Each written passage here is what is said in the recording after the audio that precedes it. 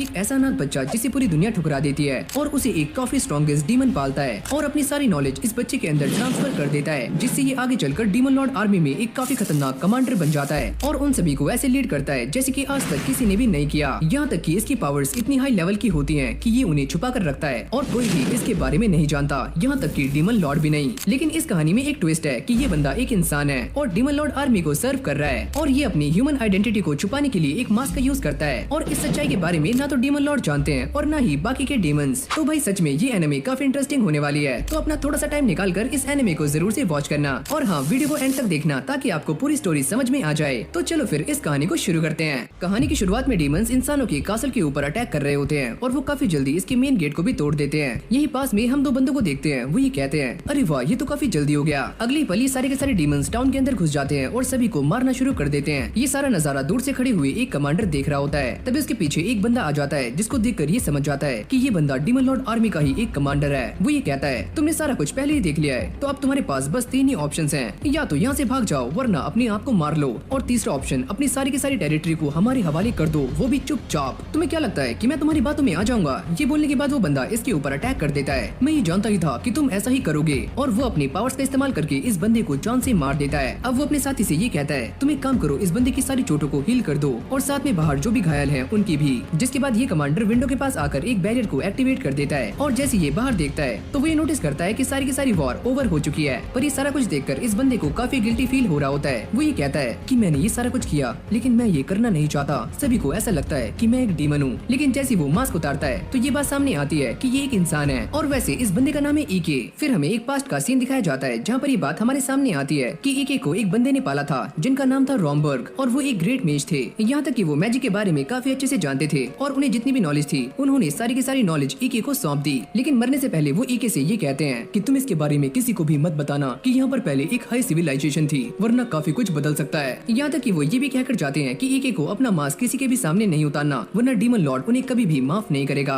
Present में हम ये देखते हैं कि ईके ये सोच रहा होता है कि वो एक बैरियर के अंदर है, पर तभी अचानक एक लड़की उसके सामने आ जाती है जिसको वो देखकर काफी शॉक्ड हो जाता है। तुम यहाँ पर क्या कर रही हो और कब से हो? अयो अम्मा, मैंने कुछ भी नहीं देखा और मैं इसके बारे में किसी को भी नहीं बताऊंगी। तभी उसका सर टेबल से लग जाता है और वो बेहोश हो जाती है। तभी यहाँ पर एक पिग भागते हुए आता है जिसका नाम है जिरोन। वो ये कहता है कि हमने ह्यूमन की कासल को अपने कब्जे में कर लिया है और आपको ऐसा नहीं लगता कि आप कुछ ज्यादा ही इंसानों को जिंदा छोड़ रहे हो? तुम इसके बारे में चिंता मत करो, जो नए डीमन लॉर्ड हैं वो बस रिजल्ट चाहते हैं, पर हमारे बाकी साथी ये बोल रहे हैं कि हम सारे इंसानों को जान से मार दें। अगर हम ऐसा कर देते हैं तो टैक्स कौन देगा? क्या तुम दोगे? तभी यहाँ पर काफी सारे बंदे आ जाते हैं जो ईके से बात करना चाहते हैं, लेकिन तभी जिरोन सामने आ जाता है कि तुम इनसे बात नहीं कर सकते, जो बात करनी है मुझसे करो। जिसके बाद ये सारे टैक्स को लेकर बातें कर रहे होते हैं। ईके उनसे कहता है कि तुम्हें बस उतना ही टैक्स देना है जितना कि तुम पहले दिया करते थे। ये सुनने के बाद सारे लोग काफी खुश हो जाते हैं, लेकिन एक बात याद रखना, अगर तुमने डीमन लॉर्ड की आर्मी से गद्दारी की तो तुम सारे जान से मारे जा सकते हो और ये पहली और आखिरी वार्निंग है। ये सुनते ही इन सभी की फट जाती है, लेकिन तभी ईके यहाँ से टेलीपोर्ट हो जाता है और जहाँ पर वो आता है उसके पीछे एक काफी बड़ा गोलम होता है जो कि उसे देखते ही उसके ऊपर अटैक्स करना शुरू कर देता है। पर ईके भी उसके सारे अटैक से बड़ी आराम से बच रहा होता है और अपनी पावर्स का इस्तेमाल करके उसे एक ही झटके में खत्म कर देता है। अरे वाह, तुम्हें देखकर यकीन नहीं हो रहा है कि तुम वही छोटे बच्चे हो जो कि पहले अपने ग्रैंडफादर के पीछे छुपा करते थे, लेकिन आज तुम काफी स्ट्रॉन्ग हो चुके हो। जिसके बाद हमें इस लड़की के बारे में बताया जाता है जिसका नाम है कैफिरो और ये भी डीमन लॉर्ड की आर्मी में 7th कॉर्प्स की कमांडर है। ईके ये बताता है कि ये एक लौती डीमन है जो कि उसकी सच्चाई के बारे में जानती है। अभी दोनों ऐसे ही उस जगह के बारे में बातें कर रहे होते हैं जहाँ पर ईके गया हुआ था।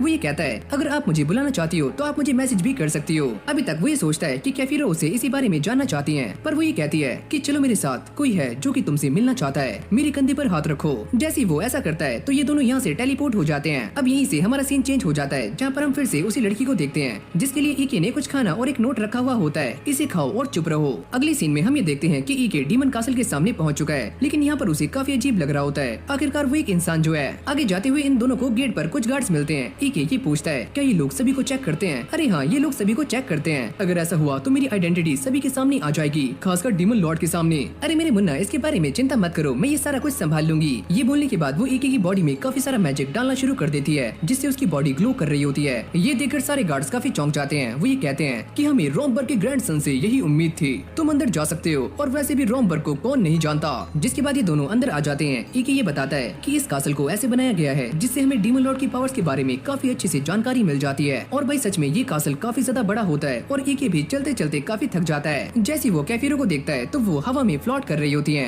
वो ये कहता है कि इस मैजिक का नाम है फ्लाइट और मैं भी ये मैजिक कर सकता हूँ, लेकिन मैं उतना अच्छा नहीं हूँ। अब अगली सीन में ये दोनों डीमन लॉर्ड के कमरे के सामने आ जाते हैं। कमांडर उसे कहती है कि तुम बस यहीं रुको, पहले मैं अंदर जा रही हूँ और मैं डीमन लॉर्ड से बात करूंगी। ये बोलने के बाद वो अंदर चली जाती है। फिर हमें इस डीमन लॉर्ड के बारे में बताया जाता है जो काफी खतरनाक और क्रूअल है। एके ये बताता है कि ये वाला डीमन लॉर्ड काफी खतरनाक है और किसी को भी उसकी एबिलिटी के तौर पर जज करता है, और जो बंदा इस डीमन लॉर्ड को सबसे अच्छा लगता है ये उसे अच्छे से यूज करता है, चाहे फिर उस बंदे के अंदर मैजिक हो या फिर नहीं। एके भी ये सोचता है कि ये मेरा भी पहली बार है जब मैं एक डीमन लॉर्ड से मिलने वाला हूँ। तभी कमांडर यहाँ पर आ जाती है, तुम अंदर आ सकते हो। पर जैसे एके अंदर आता है तो वो ये देखता है कि ये डीमन लॉर्ड एक लड़की है। वो ये कहती है कि तुमने उस एरिया को एक ही हफ्ते में कैप्चर कर लिया, तुम तो सच में काफी कमाल के हो। मैंने बस वैसा किया जैसा मुझे ऑर्डर दिया गया था और सारा का सारा क्रेडिट मेरी कमांडर को जाता है। तुम काफी दयालु लगते हो और तुम्हारी बातें सुनकर तो ऐसा लग रहा है कि तुम एक इंसान हो। एके ये सोचता है कहीं मैंने कुछ गलत तो नहीं बोल दिया, कहीं मैं फंस न जाऊं। तभी कमांडर बीच में बोल जाती है। वो ये कहती है कि इस बंदे का नाम है एके और ये रोमबर्ग का ग्रैंडसन है। ओह तो ये बात है, अब मैं समझी कि ये बंदा ऐसा क्यों है और इसने लोगों को क्यों नहीं मारा। अब इस सिचुएशन में एके का दिमाग भी सनकना शुरू हो जाता है। वो ये सोचता है मुझे ऐसा लगता है कि मैंने काफी बड़ी गलती कर दी है और मुझे डीमन की तरह सोचना चाहिए था और सारे इंसानों को जान से मार देना चाहिए था। अब एके सारी बातों को सुलझाते हुए कहता है अगर हम इंसानों के अंदर डर पैदा करेंगे तो वो कभी भी हमारी बातों को या हमारे ऑर्डर को ओबे नहीं करेंगे, और पास्ट में भी ऐसा काफी बार हो चुका है जैसे कि आप जानती हो। डीमन लॉर्ड ये कहती है क्या ये सारी बातें रोमबर्ग का ओपिनियन थी?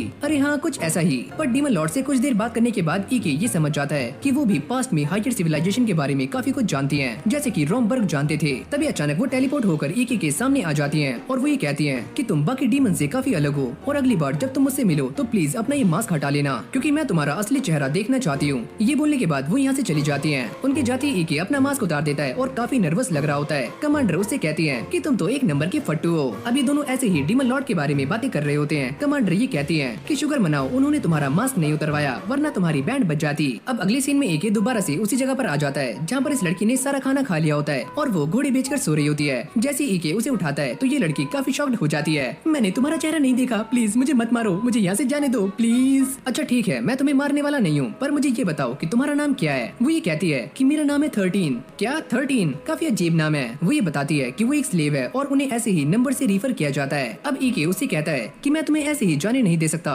क्योंकि तुम्हें मेरी असलियत पता है, तो मैं तुम्हारे साथ क्या करूँ? ये सुनते ही 13 की हालत टाइट हो जाती है। वो ये कहती है कि मैं इसके बारे में किसी को भी नहीं बताऊंगी, प्लीज मुझे जाने दो। वैसे इस लड़की का असली नाम है सैटी। तभी एके उसे कहता है कि मैं तुम्हें एक ही शर्त पर छोड़ सकता हूँ, तुम्हें मेरी स्लेव बनकर रहना होगा, अगर तुम्हें ये शर्त मंजूर है तो। तभी सैटी उसे गले से लगा लेती है, अरे मेरे राजा मुझे ये शर्त मंजूर है। अब अगली सीन में हम जिरोन को देखते हैं जो एके को कांग्रेचुलेट कर रहा होता है क्योंकि वो इवेलियस का रूलर बन चुका है। जिसके बाद ये बात सामने आती है कि यही वो रिवॉर्ड है जो कि डीमन लॉर्ड ने एके को दिया है। जिसके बाद कमांडर एके को ये बताती है कि वैसे तो ये एक छोटा सा गाँव है पर ये हमारी आर्मी के लिए और फाइट के लिए एकदम फ्रंट लाइन है और यहाँ पर उसका यही काम है कि उसे इस जगह को प्रोटेक्ट करना है और साथ में यहाँ से आने वाले रेवेन्यू को भी डबल करना है। ये सारी कहानी सुनने के बाद एके का दिमाग खराब हो जाता है। वो ये कहता है कि वॉर के बीच में मैं ये सारा कुछ कैसे करूंगा, ये तुम्हारा हेडेक है तो तुम ही जानो। अगली सुबह एके सारे डीमंस के सामने आ जाता है। वो ये कहता है कि तुम ये बात काफी ध्यान से सुनो, अब ये जगह हमारी फ्रंट लाइन होने वाली है और इस जगह के ऊपर कभी भी अटैक हो सकता है, तो तुम सभी को चौकन्ना रहना है। अब उसी ये बात काफी खल रही होती है कि कमांडर ने उसे ये काम सोच समझ कर नहीं दिया। अब एके जिरोन के पास आ जाता है। वो ये कहता है कि पहले हमें वॉल्स को ही रिपेयर करना होगा। अच्छा मालिक मैं बंदे ढूंढता हूँ। लेकिन जैसे उसे ये पता लगता है कि इन वॉल्स को रिपेयर करने में 6 महीने लगने वाले हैं तो एके काफी शॉक्ड हो जाता है। अब वो ये सोचता है कि ये टाइम तो काफी ज्यादा है पर कोई ना कोई तो रास्ता जरूर होगा, और तभी उसके दिमाग की बत्ती जल जाती है और वो ये कहता है कि हम ये सारा काम 1 महीने में ही खत्म कर सकते हैं। जिरोन ये सुनने के बाद काफी शॉक्ड हो जाता है, ये काम तो इम्पॉसिबल है। पर अगले सीन में हम ये देखते हैं कि डीमंस और ह्यूमंस दोनों ही एक साथ काम कर रहे होते हैं। जिरोन ये सोचता है कि पहली बार मैंने ह्यूमंस और डीमंस को एक साथ काम करते हुए देखा है। एके तो काफी कमाल के हैं, यहाँ तक कि एके ने इन सभी को काम करने के लिए सैलरी पर रखा हुआ है और इसलिए सारे जी जान लगाकर काम कर रहे हैं। जिरोन ये सोचता है कि अब मुझे पता लगा कि ये डीमन लॉर्ड आर्मी में इतने ब्रिलियंट कमांडर कैसे हैं। यहाँ पर ये सारे डीमंस एक काफी बड़े पत्थर को हिलाने का ट्राई कर रहे होते हैं पर उनसे ये नहीं होता। तभी यहाँ पर एके आ जाता है जो कि अपने मैजिक का इस्तेमाल करके इस बड़े पत्थर को एक ही झटके में चकनाचूर कर देता है, जिसको देखकर ये सारे के सारे लोग काफी चौंक जाते हैं। और भाई ये सारा कुछ देखकर जिरोन की आंखों में आंसू आ जाते हैं। अरे मालिक आप तो सच में काफी कमाल के हो और आपको देखकर ऐसा लगता है कि आप ही अगले डीमन लॉर्ड बनने वाले हो, आई शपथ। अभी सारे के सारे डीमंस एक और जगह पर जाकर वहाँ पर कब्जा करने का ट्राई कर रहे होते हैं और यहाँ पर जो लोग हैं यानी कि इंसान वो अपने मैजिक का इस्तेमाल करके इन्हें रोकने का ट्राई करते हैं पर ये डीमंस काफी स्ट्रॉन्ग हैं। मेन गेट को तोड़ने के बाद ये सारे डीमंस अंदर घुस जाते हैं और सभी को मारना शुरू कर देते हैं। तभी एक बंदा डीमन लॉर्ड के पास आकर उन्हें ये सारी बातें बताता है। डीमन लॉर्ड ये कहती है अगर सारे इंसान हमसे टक्कर लेने के लिए एक साथ आ रहे हैं तो मैं ये काम उसे सौंपती हूँ। अगली सीन में हम एक बंदे को देखते हैं जो कि सभी को ये सस्ती वाली गेम खिला रहा होता है जिसके अंदर उन्हें ये बताना है कि बॉल कौन से वाले ग्लास में है। तभी सैटी भी यहाँ पर आ जाती है और वो ये गैस करने का ट्राई कर रही होती है कि बॉल कौन से वाले ग्लास के नीचे है। ये बंदा कहता है, तुम्हारे पास कितने पैसे हैं जो कि तुम इस पर लगाना चाहती हो? अरे मेरे पास कोई भी पैसे वैसे नहीं है। ये सुनने के बाद इस बंदे की नीयत फिसल जाती है। वो ये कहता है, अगर तुम्हारे पास पैसे वैसे नहीं है तो एक काम करो, किसी और चीज को बेड पर लगा दो, जैसे कि तुम्हारी बॉडी। अब जैसे वो इस गेम को स्टार्ट करने वाला होता है तभी ये सारे गिलास हवा में उड़ने शुरू हो जाते हैं। ये सारे लोग इस बात को देखकर काफी गुस्सा हो जाते हैं। अबे ओए, तू हमारा फुद्दू बना रहा था, यहाँ तो कहीं भी बॉल नजर नहीं आ रही है, चल हमारे पैसे वापस निकाल। और ये सारा काम ईके ने किया होता है और वो सैटी को लेकर यहाँ से चला जाता है। पर जाते हुए वो ये देखता है काफी सारे सोल्जर्स एक जगह पर जा रहे हैं। वो ये सोचता है कि शायद से मैंने जो बात सुनी है कि किंग एक अलायंस बना रहा है, पक्का वो बात सही भी हो सकती है। सैटी ये पूछती है कि ये अलायंस क्या होता है। ईके ये बताता है कि ये एक ऐसा अलायंस है जो कि काफी लंबे टाइम से चलता हुआ आ रहा है और इसके अंदर सारी की सारी नेबर कंट्रीज एक साथ इकट्ठा होती हैं जब खतरा आता है। ओह, तो अब ये बात मेरे पल्ले पड़ी, जब डीमंस हमारे ऊपर अटैक करते हैं तो हमें एक साथ मिलकर उनका सामना करना है। ईके ये बताता है कि ये अलायंस पहले भी बन चुके हैं और पहले भी तीनों बार डीमन लॉर्ड की आर्मी इनसे हार गई थी। साथ ही में वो ये कहता है, अगर इस बार भी डीमन लॉर्ड की आर्मी हार जाती है तो उन सभी को वापस जाना होगा। ये बात सुनने के बाद सैटी भी काफी निराश हो जाती है। ईके उससे पूछता है, तुम्हें क्या हुआ? अगर डीमन लॉर्ड की आर्मी यहाँ से वापस चली जाती है तो तुम तो फ्री हो जाओगी। इंसानों की बस्ती में एक स्लेव की हालत एक स्लेव की तरह ही रहती है और आपके जाने के बाद मेरी हालत भी उन बच्चों की तरह हो जाएगी जिन्हें बस स्लेव की तरह ही ट्रीट किया जाता है। यहाँ पर सैटी इन सारे बच्चों की बातें कर रही होती है। तुम चिंता मत करो, अभी के जो डीमन लॉर्ड हैं वो काफी स्ट्रॉन्ग हैं, तो हम हारने वाले नहीं हैं और मैं यहाँ से कहीं भी नहीं जाऊंगा। तभी वो दुकानदार एक गुंडे के साथ यहाँ पर आ जाता है। तुमने मेरी सारी ट्रिक खराब कर दी, चलो इसके पैसे निकालो और साथ में अपनी स्लेव भी मुझे दे दो। ईके आसपास देखकर इस बंदे के पैरों को जमा देता है और काफी सारे आइस ब्लेड इस बंदे के चेहरे पर ले आता है। ये बंदा उससे कहता है कि तुम मेरे साथ ये क्या कर रहे हो, जल्दी से इन्हें हटाओ। पर ईके अपने आइस क्रिस्टल से इस बंदे की चड्डी टाइट कर देता है। तुम्हें मुझसे क्या चाहिए, मुझे छोड़ दो। तुम मुझे ये बताओ कि सारी की सारी आर्मी यहाँ पर क्या कर रही है और ये सारे इतनी जल्दी में कहाँ पर जा रहे हैं। पहले तो ये बंदा इस बारे में बताने से मना करता है, लेकिन बाद में ईके के डराने के बाद ये बंदा मान जाता है और सारी पोल पट्टी खोलनी शुरू कर देता है। वो ये कहता है कि अभी यहाँ पर एक अलायंस बनाया गया है जिसका नाम है अलायंस ऑफ किंग, लेकिन इसमें से ही एक पार्टी ऐसी है जो कि अलायंस से पहले ही डीमन लॉर्ड की आर्मी पर अटैक करना चाहती है और ये सारे सोल्जर्स वहीं पर जा रहे हैं। ईके भी ये समझ जाता है कि वो सारे लोग ऐसा क्यों कर रहे हैं ताकि वो इस किंगडम में ज्यादा नाम कमा सकें और अपने आप को सबसे आगे रख सकें। क्या तुम मुझे ये बता सकते हो कि वो लोग कहाँ पर अटैक करने वाले हैं? वो सारे एक ही जगह पर अटैक करेंगे जिसका नाम है इवेलियस, क्योंकि वहाँ का गेट काफी कमजोर है। अब यहीं से हमारा सीन चेंज हो जाता है जहाँ पर ईके काम कर रहा होता है। तब इसके सामने एक लड़की आती है। वो ये कहती है कि ईके, तुम इतने टाइम से कहाँ पर थे और तुम्हारा कोई भी अता पता नहीं है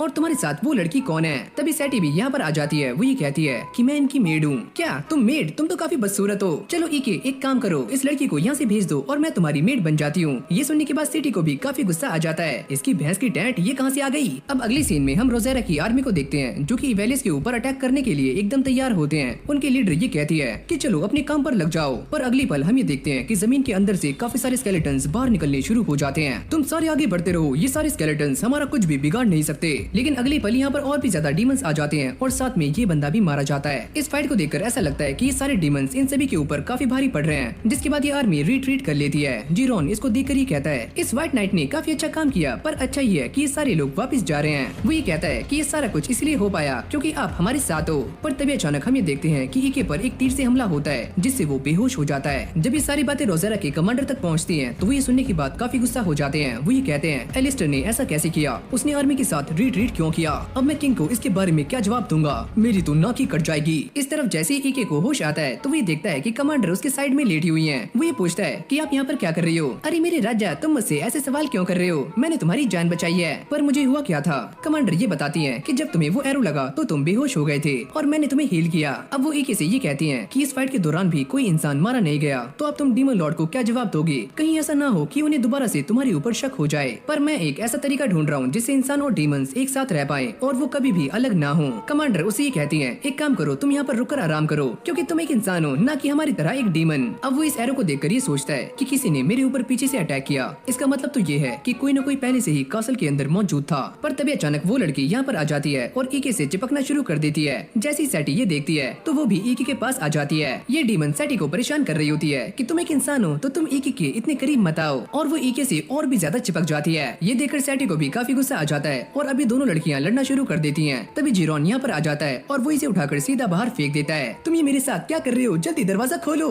ये देखकर सैटी भी काफी खुश हो जाती है। तुमने काफी अच्छा काम किया। ईके अपने साथी से कहता है कि तुम मेरा एक काम करो, मुझे उस सोल्जर के बारे में पता लगाना है जिसने मेरे ऊपर अटैक किया था। तभी ईके को इस बात का पता लगता है कि जिस लड़की ने उसके ऊपर अटैक किया था यानी कि एलिस्टर, वो अभी प्रिजन में है। तो ईके उससे मिलने के लिए आ जाता है और साथ में वही डीमन लड़की भी होती है। वो ये कहती है कि आप यहाँ पर अकेले क्यों जा रहे हो? यहाँ पर खतरा भी हो सकता है, पर मुझे उस लड़की से कुछ बात करनी है। पर लिलिस उसे बार बार छेड़ रही होती है कि हम दोनों यहाँ पर अकेले हैं, तो हम दोनों काफी सारी मौज मस्ती कर सकते हैं, चलो करें। एके उसके ऊपर काफी गुस्सा हो जाता है, अगर तुम्हें मेरे साथ चलना है तो चुपचाप चलो। अब आगे जाने के बाद वो ये देखता है कि सामने कुछ गार्ड्स खड़े हुए हैं। एके ये सोचता है कि वो आगे कैसे जाएगा, लेकिन तभी लिलिस आगे चली जाती है और वो इस गार्ड को मारकर बेहोश कर देती है। चलो अब अंदर चलते हैं। अब अंदर आने के बाद एके ये देखता है कि ये जगह सच में काफी बड़ी है और यहाँ पर एलिस्टर को ढूंढना काफी मुश्किल होने वाला है, लेकिन तभी लिलिस एक बंदे को बेहोश कर देती है और उससे कीज ले लेती है। और जब ये दोनों टॉप फ्लोर की तरफ जा रहे होते हैं तभी अचानक उनके सामने काफी सारे गार्ड्स आ जाते हैं। लिलिस ये कहती है कि तुम बस आगे जाओ, इन सभी को मैं संभाल लूंगी। जैसे एके यहाँ से जा रहा होता है तभी उसे चिल्लाने की आवाज आती है और जब वो पीछे मुड़कर देखता है तो लिलिस ने इन सभी की काफी गंदी हालत की होती है, यानी कि वो इन्हें काफी गंदे तरीके से मार रही है। जिसके बाद एके उस रूम में पहुंच जाता है, पर वो ये देखता है कि यहाँ पर एलिस्टर नहीं है और तभी अचानक एक लड़की उसके ऊपर अटैक कर देती है, पर एके इससे बड़ी आराम से बच जाता है और वो बार बार एके के ऊपर अटैक्स कर रही होती है, पर एके उसकी एक ही कंटाप मारकर उसे नीचे गिरा देता है। अब एके उसे गिराने के बाद उससे पूछता है कि मेरा बस तुमसे एक ही सवाल है कि पिछली बैटल में तुमने मुझे मारने के लिए एक असैसिन को हायर किया था। पर उसकी आवाज सुनने के बाद एलिस्टर को ऐसा लगता है कि वो एक डीमन नहीं है और वो ये पूछती है क्या सच में तुम एक डीमन हो, तुम ये कैसी बातें कर रही हो, क्या तुम्हें मेरे ऊपर शक है। तभी अचानक वो ये देखता है कि यहाँ पर कुछ गार्ड्स भागते हुए आ रहे हैं, जिससे एके का ध्यान भटक जाता है। तभी एलिस्टर उसकी गर्दन पर चाकू रख देती है। बस तुम अब ये मत कहना कि तुम एक इंसान हो, और अब से हम एलिस्टर को एलिस कहने वाले हैं। जिसके बाद यहाँ पर गार्ड्स आने शुरू हो जाते हैं। एलिस उसे कहती है कि तुम हिलना मत। हाँ हाँ ठीक है। अब वो अपनी पावर्स का इस्तेमाल करते हुए सारे टाइम को फ्रीज कर देता है, जिससे ये सारे के सारे नाइट्स भी स्लो हो जाते हैं। जैसे एक नाइट उसके ऊपर पीछे से अटैक करता है तो एके उसके अटैक से बड़ी आराम से बच जाता है। वो इसे उठाकर फेंकने वाला होता है, पर एके उसे बचा लेता है, लेकिन जिस जगह पर एलिस खड़ी हुई थी वो जगह भी टूट जाती है और जैसी वो नीचे गिरने वाली होती है तो एके उसे आकर बचा लेता है। अब ये दोनों एक दूसरे को अपने बारे में बताते हैं। एके ये कहता है कि मैं डीमन लॉर्ड की आर्मी का एक कमांडर हूँ और मेरा नाम है एके। अब एके उसे दोबारा से वही सवाल करता है, क्या तुमने बैटल के दौरान मुझे मारने के लिए एक असैसिन को वहाँ पर भेजा था। पर एलिस उसे कुछ भी बताने से मना कर देती है। वो ये कहती है कि मैं एक नाइट हूँ तो मैं तुम्हें कुछ भी बता नहीं सकती। और अब वो उसे पकड़कर खोपचे में ले जाता है और अपनी माइंड रीडिंग टेक्निक का इस्तेमाल करके उसके दिमाग से सारी इन्फॉर्मेशन को बाहर निकाल लेता है। ये देखकर लिलिस को काफी गुस्सा आ जाता है। ये तुम क्या कर रहे हो, ये तो तुम कभी भी मेरे साथ भी कर सकते हो। अच्छा ठीक है, मैं यहाँ से जा रहा हूँ। जब वो यहाँ से जा रहा होता है तो एलिस उसको रोक लेती है कि तुम बस यहाँ पर इसीलिए आए थे ताकि तुम मेरी हार पर हंस सको। मैं यहाँ पर कुछ और जानने के लिए आया था और वो मुझे पता लग चुका है। ये सुनने के बाद एलिस भी काफी शॉक्ड हो जाती है, पर मैंने तुम्हें कुछ भी नहीं बताया। लिलिस उससे कहती है चलो ना कुछ करते हैं, पर एके उसे इग्नोर करके यहाँ से चला जाता है। इस तरफ एके दोबारा से अपने ऑफिस में आ जाता है। वो सैटी को सारा कुछ समझा रहा होता है कि हम इस जगह पर चावल को उगा सकते हैं और इसे उगाने से हमें काफी ज्यादा फायदा होने वाला है। वो ये भी कहता है कि यहाँ की लैंड काफी ज्यादा फर्टाइल है, लेकिन ये सारी बातें सेठी के सर के ऊपर से जा रही होती हैं, यानी कि उसे कुछ भी समझ नहीं आ रहा होता। अब एके उसे शॉर्ट में ही समझाता है कि ऐसा करने से हम काफी सारा खाना खा सकते हैं और साथ में हमें काफी सारा टैक्स भी मिलने वाला है। अरे वाह, आप तो काफी कमाल के हो और साथ में काफी इंटेलिजेंट भी। अब सैटी उसे ये पूछती है पर मैं इस बारे में नहीं जानती कि चावल को कैसे बनाते हैं। एके उसे कहता है इस बारे में तो मुझे भी नहीं पता, लेकिन मुझे थोड़ा बहुत पता है। पहले फ्लेम को कम रखना है, फिर थोड़ा ज्यादा, और तुम ऐसे ही चावल को बना सकती हो। चलो मैं काम पर लग जाती हूँ। अब एके अपनी सारी की सारी डीमन आर्मी के सामने आ जाता है। वो ये कहते हैं कि आपने हमें यहाँ पर क्यों बुलाया, इसके बारे में तुम्हें काफी जल्दी पता लग जाएगा। अगर मैं सारी चीजों को कंबाइन करूँ तो इससे एक बात तो साफ होती है कि वो एरो हमारे दुश्मनों का है। एके ये समझ जाता है कि हमारी डीमन आर्मी के अंदर कोई न कोई पक्का स्पाई है। तभी वो अपनी माइंड रीडिंग टेक्निक का इस्तेमाल करता है और तभी उसे एक गॉब्लिन की आवाज आती है, क्या मैं पकड़ा गया? ओह अच्छा, तो तुम ही स्पाई हो। अब वो ये सारा कुछ बताने के लिए कमांडर के पास आ जाता है। वो ये कहती है क्या तुम इसके बारे में जानते हो कि स्पाई कौन है? वो ये कहता है कि मैंने इसके बारे में सारी इन्वेस्टिगेशन कर ली है और मुझे ये पता लग गया है कि डीमन लॉर्ड की आर्मी में जो स्पाई है उसका नाम है जेस, जो कि एक वन आई गॉब्लिन है। जिसके बाद ये दोनों इसी बारे में बातें कर रहे होते हैं कि वो जेस को कैसे पकड़े। कमांडर उसे कहती है कि हम उससे बस एक ही काम करवा सकते हैं और वो है उससे बदला लेना। अब अगले सीन में एक बंदा जेस के पास आता है और वो ये कहता है हमें अभी अभी इन्फॉर्मेशन मिली है कि एक कमांडर से मिलने के लिए गया हुआ है। जेस उसे ये कहता है पर ये कैसे हुआ, वो उस एरो से इतनी जल्दी हील कैसे हो सकता है? क्या तुमने वो एरो सही जगह पर मारा था? अरे हाँ, मैंने उन्हें मारने के लिए एरो को सीधा उनकी छाती के आर पार कर दिया था। यहाँ पर एक और बंदा आकर ये बताता है कि हम अपने एक और साथी से कांटेक्ट नहीं कर पा रहे हैं। जेस को ऐसा लगता है कहीं हम पकड़े तो नहीं गए। अगले सीन में एके उससे मिलने के लिए यहाँ पर आ जाता है। जेस उससे कहता है कि आपको मुझे बताना चाहिए था कि आप यहाँ पर आ रहे हो। एके ये कहता है कि मैं तो बस यहाँ पर अकेला आया हूँ और तुम तो पूरी आर्मी के साथ, क्या सारा कुछ सही है? यहाँ पर जेस एके की बेइज्जती कर रहा होता है। मैंने सुना है कि तुम लास्ट फाइट में इंजर्ड हो गए थे, तो तुम्हें एक कमांडर नहीं होना चाहिए और ये टेरिटरी मेरी है, तो तुम यहाँ से चले जाओ। ये बोलते ही सारे के सारे डीमंस उसे घेरना शुरू कर देते हैं। एके उससे कहता है कि मैं तुम्हारे बारे में पहले से ही जानता हूँ कि तुम गद्दार हो, तो तुम यहाँ पर अकेले क्या कर रहे हो? क्या तुम ये बात नहीं जानते कि मेरी आर्मी के अंदर तुमसे भी 2 गुना ताकत है और हम तुम्हें आसानी से मसल सकते हैं? ये तो काफी अच्छी बात है कि तुम्हारी पूरी टीम यहाँ पर एक साथ आ गई। जिसके बाद यहाँ पर आसमान से आग बरसनी शुरू हो जाती है और ये अटैक कमांडर कर रही होती है, जिससे डरकर सारे के सारे डीमंस यहाँ से भाग जाते हैं और ये देखकर जेस की भी फटनी शुरू हो जाती जाती है। एके भी ये सोच रहा होता है कि मैंने कमांडर से कहा था कि वो ऐसे अटैक ना करें, वरना इस जगह को दोबारा से रीबिल्ड करने में काफी टाइम लग जाएगा। कमांडर अपने साथ और भी बंदे लेकर आई हुई होती हैं, जो कि सारे के सारे डीमंस को पेलना शुरू कर देते हैं। तभी एके जेस के पास आता है और ये कहता है कि तुम्हारे पास बस दो ही चॉइस हैं, या तो तुम अभी सरेंडर कर दो या फिर बाद में जब तुम सारा कुछ खो दोगे। ये सुनते ही जेस की दिमाग की सनक जाती है और वो अपने साथियों से कहता है कि तुम सारी इसे जान से मार दो। और जैसे वो एके को मारने के लिए सामने आते हैं तो एके अपनी पावर्स का इस्तेमाल करते हुए उन सारे गॉब्लिन्स को मिट्टी में मिला देता है और इसी मौके का फायदा उठाकर जेस छुप जाता है। उसके साथ ही उसे कहते हैं कि मालिक आप कहाँ पर हो, तुम सारे मरते रहो जब तक कि मैं यहाँ से भाग नहीं जाता। जैसे वो यहाँ से भागने का ट्राई करता है तो उसके सामने एक काफी बड़ा डीमन आ जाता है, लेकिन वो यहाँ से टेलीपोर्ट होकर एक अलग ही जगह पर पहुँच जाता है, यानी कि बच जाता है। तो फाइनली मैं बच गया और मैंने जो ये रास्ता बनाया था वो मेरे काम आ ही गया और तुम बस देखते जाओ कि असली वॉर अब शुरू होने वाली है। पर तभी यहाँ पर एक जोरदार धमाका होता है और ये धमाका एके ने किया होता है। जेस ये देखकर काफी शॉक्ड हो जाता है, तुम यहाँ पर कैसे आए? एके उससे कहता है तुम्हारे यहाँ पर आने से पहले मैंने तुम्हारे साथ अपना एक फैमिलियर छोड़ दिया था और इसीलिए मैं यहाँ पर काफी आराम से आ पाया। तुम्हारी हिम्मत कैसी हुई मेरे सामने आने की? एके उससे कहता है अरे मुन्ना इतना गुस्सा मत करो, बस मेरे सामने सरेंडर कर दो। अगले पल जेस उस पर अटैक कर देता है पर एके उसके अटैक को बड़ी आराम से रोक लेता है। जेस उससे कहता है कि मैं एक ब्रिगेड कमांडर हूँ और तुम मुझे ये नहीं बता सकते कि मुझे क्या करना है। लेकिन भाई कुछ टाइम के बाद इस बंदे की हालत काफी गंदी हो जाती है और एके ने इसे एक पेड़ से बांध दिया होता है। तुम्हारा खेल अब खत्म हुआ तो तुम हार मान जाओ। जेस ये कहता है कि मैं तुम्हारे सामने हार मानता हूँ, मुझे माफ कर दो। और अब मुझे ये बात समझ आ रही है कि तुम्हारी डीमन लॉर्ड आर्मी में इतनी तारीफें क्यों होती हैं। लेकिन यहाँ पर जेस के दिमाग में कुछ और ही खिचड़ी बन रही होती है। वो ये कहता है चलो हम दोनों एक काम करते हैं, क्यों ना एक साथ मिलकर डीमन लॉर्ड की आर्मी पर ही कब्जा कर लें। वैसे भी डीमन लॉर्ड ने हमारे लिए क्या ही किया है। वो ये कहता है हम काफी लंबे टाइम से इंसानों को मारते हुए आ रहे थे और इसमें हमें काफी मजा भी आता है, लेकिन अभी के जो डीमन लॉर्ड हैं वो इंसानों को मारने ही नहीं देते। मुझे तो ऐसा लगता है कि उनके अंदर कोई भी एम्बिशन नहीं है। तो क्या तुम मेरा साथ देने के लिए तैयार हो? अबे चल बे छपरी, तेरा साथ कौन देगा? तो ये लो। लेकिन इससे पहले एके अपने मैजिक का इस्तेमाल करके उसके सारे सेंसेस को डल कर देता है। मैं ये बात पहले से ही जानता था कि तुम कुछ करने वाले हो। जिसके बाद कमांडर भी यहाँ पर आ जाती हैं और वो जेस के हाथ को खींचना शुरू कर देती हैं। तुम हमें सारा कुछ सच सच बता दो, वरना मैं तुम्हारा वो हाल करूंगी जो कि तुमने सपने में भी सोचा नहीं होगा। पर तभी अचानक हम ये देखते हैं कि जेस को कुछ होना शुरू हो जाता है। एके ये कहता है कमांडर आप ये क्या कर रही हो? पर मैंने तो कुछ भी नहीं किया। जेस की पूरी बॉडी में पॉइजन फैलना शुरू हो जाता है और वो उसके ऊपर एंटीडोट का भी इस्तेमाल करते हैं, पर इससे भी उसे कुछ नहीं होता। कमांडर भी ये देखकर समझ जाती हैं कि पक्का तुम्हें किसी न किसी ने पावरफुल पॉइजन दिया है और मुझे ऐसा लगता है कि वो तुम्हारे साथियों में से ही कोई एक है, यानी कि तुम्हारे साथियों ने भी तुम्हारे साथ गिव अप कर दिया है। ये सुनने के बाद जेस उन्हें नाम बताने ही वाला होता है पर वो मर जाता है। जाते हुए एक ये सोचता है कि मुझे इसे देखकर काफी अजीब लग रहा है। मैं ये जानता हूँ कि ये यही डिजर्व करता था, पर इसके साथियों ने आखिरी वक्त में इसे अबंडन कर दिया। शायद से मैं ये सारा कुछ इसलिए सोच रहा हूँ क्योंकि मेरे अंदर इंसानी दिल है। अब यहीं से हमारा सीन शिफ्ट हो जाता है जहाँ पर ये दोनों डीमन लॉर्ड के सामने आ जाते हैं। वो ये कहती हैं तुम ये बात जानते हो ना कि तुम यहाँ पर क्यों आए हो? कमांडर ये कहती हैं कि हमने उस इंसान के बारे में सारा कुछ पता लगा लिया है जो कि इस सब के पीछे है और वो भी डीमन लॉर्ड की आर्मी में थर्ड कॉर्प्स का हेड है जिसका नाम है पास्टियो। डीमन लॉर्ड ये कहती हैं क्या तुम्हारे पास इसका कोई प्रूफ है? उसने मेरे वाइस कमांडर को अपने साथ कर लिया था और वो मुझे और एके को मरवाना चाहता है और ऐसा भी हो सकता है कि वो आपके पीछे भी हो। तो ऐसी बात है तो इसके बारे में तुम्हारा क्या कहना है? फिर हम पीछे बास्टियो को देखते हैं। वो ये कहता है इन दोनों ने मिलकर ही अपने वाइस कमांडर को जान से मार दिया है और अब ये दोनों मुझे फंसाना चाहते हैं। शायद से ये दोनों ऐसा इसलिए कर रहे हैं क्योंकि ये मुझसे थर्ड कॉर्प्स को छीनना चाहते हैं और ये लड़की ये तो एक चुड़ैल है तो ये तो ऐसा करेगी ही। लेकिन डीमन लॉर्ड को भी बास्टियो की सारी चालाकियां समझ आ जाती हैं। वो ये कहती हैं कि तुम्हें क्या लगा कि मैं तुम्हारी ये सारी चालाकियां समझ नहीं पाऊंगी? मैं तुम्हें काफी अच्छे से जानती हूँ कि तुम कितने इवल हो और कैफिर हो, तुम कितनी लॉयल भी। वो ये कहती हैं कि मेरा मन तो ऐसा कर रहा है कि मैं तुम दोनों को ही पनिशमेंट दे दूं, लेकिन मैं अपने दो कीमती को कमांडर्स को खोना नहीं चाहती। जिसके बाद वो ये डिसाइड करती हैं कि इन दोनों के बीच में एक डुएल होने वाला है और जो भी इस मैच को जीतेगा डीमन लॉर्ड उसी की बात को मानने वाली है। अब ये दोनों अपने रूम में आ जाते हैं जहाँ पर कमांडर ये बता रही होती है कि ये मैच 50-50 पपेट्स के बीच में होने वाला है और हम सीधा इस मैच के अंदर शामिल नहीं हो सकते और जो भी दूसरे के पपेट्स को सबसे पहले हराएगा वो इस मैच को जीत जाएगा।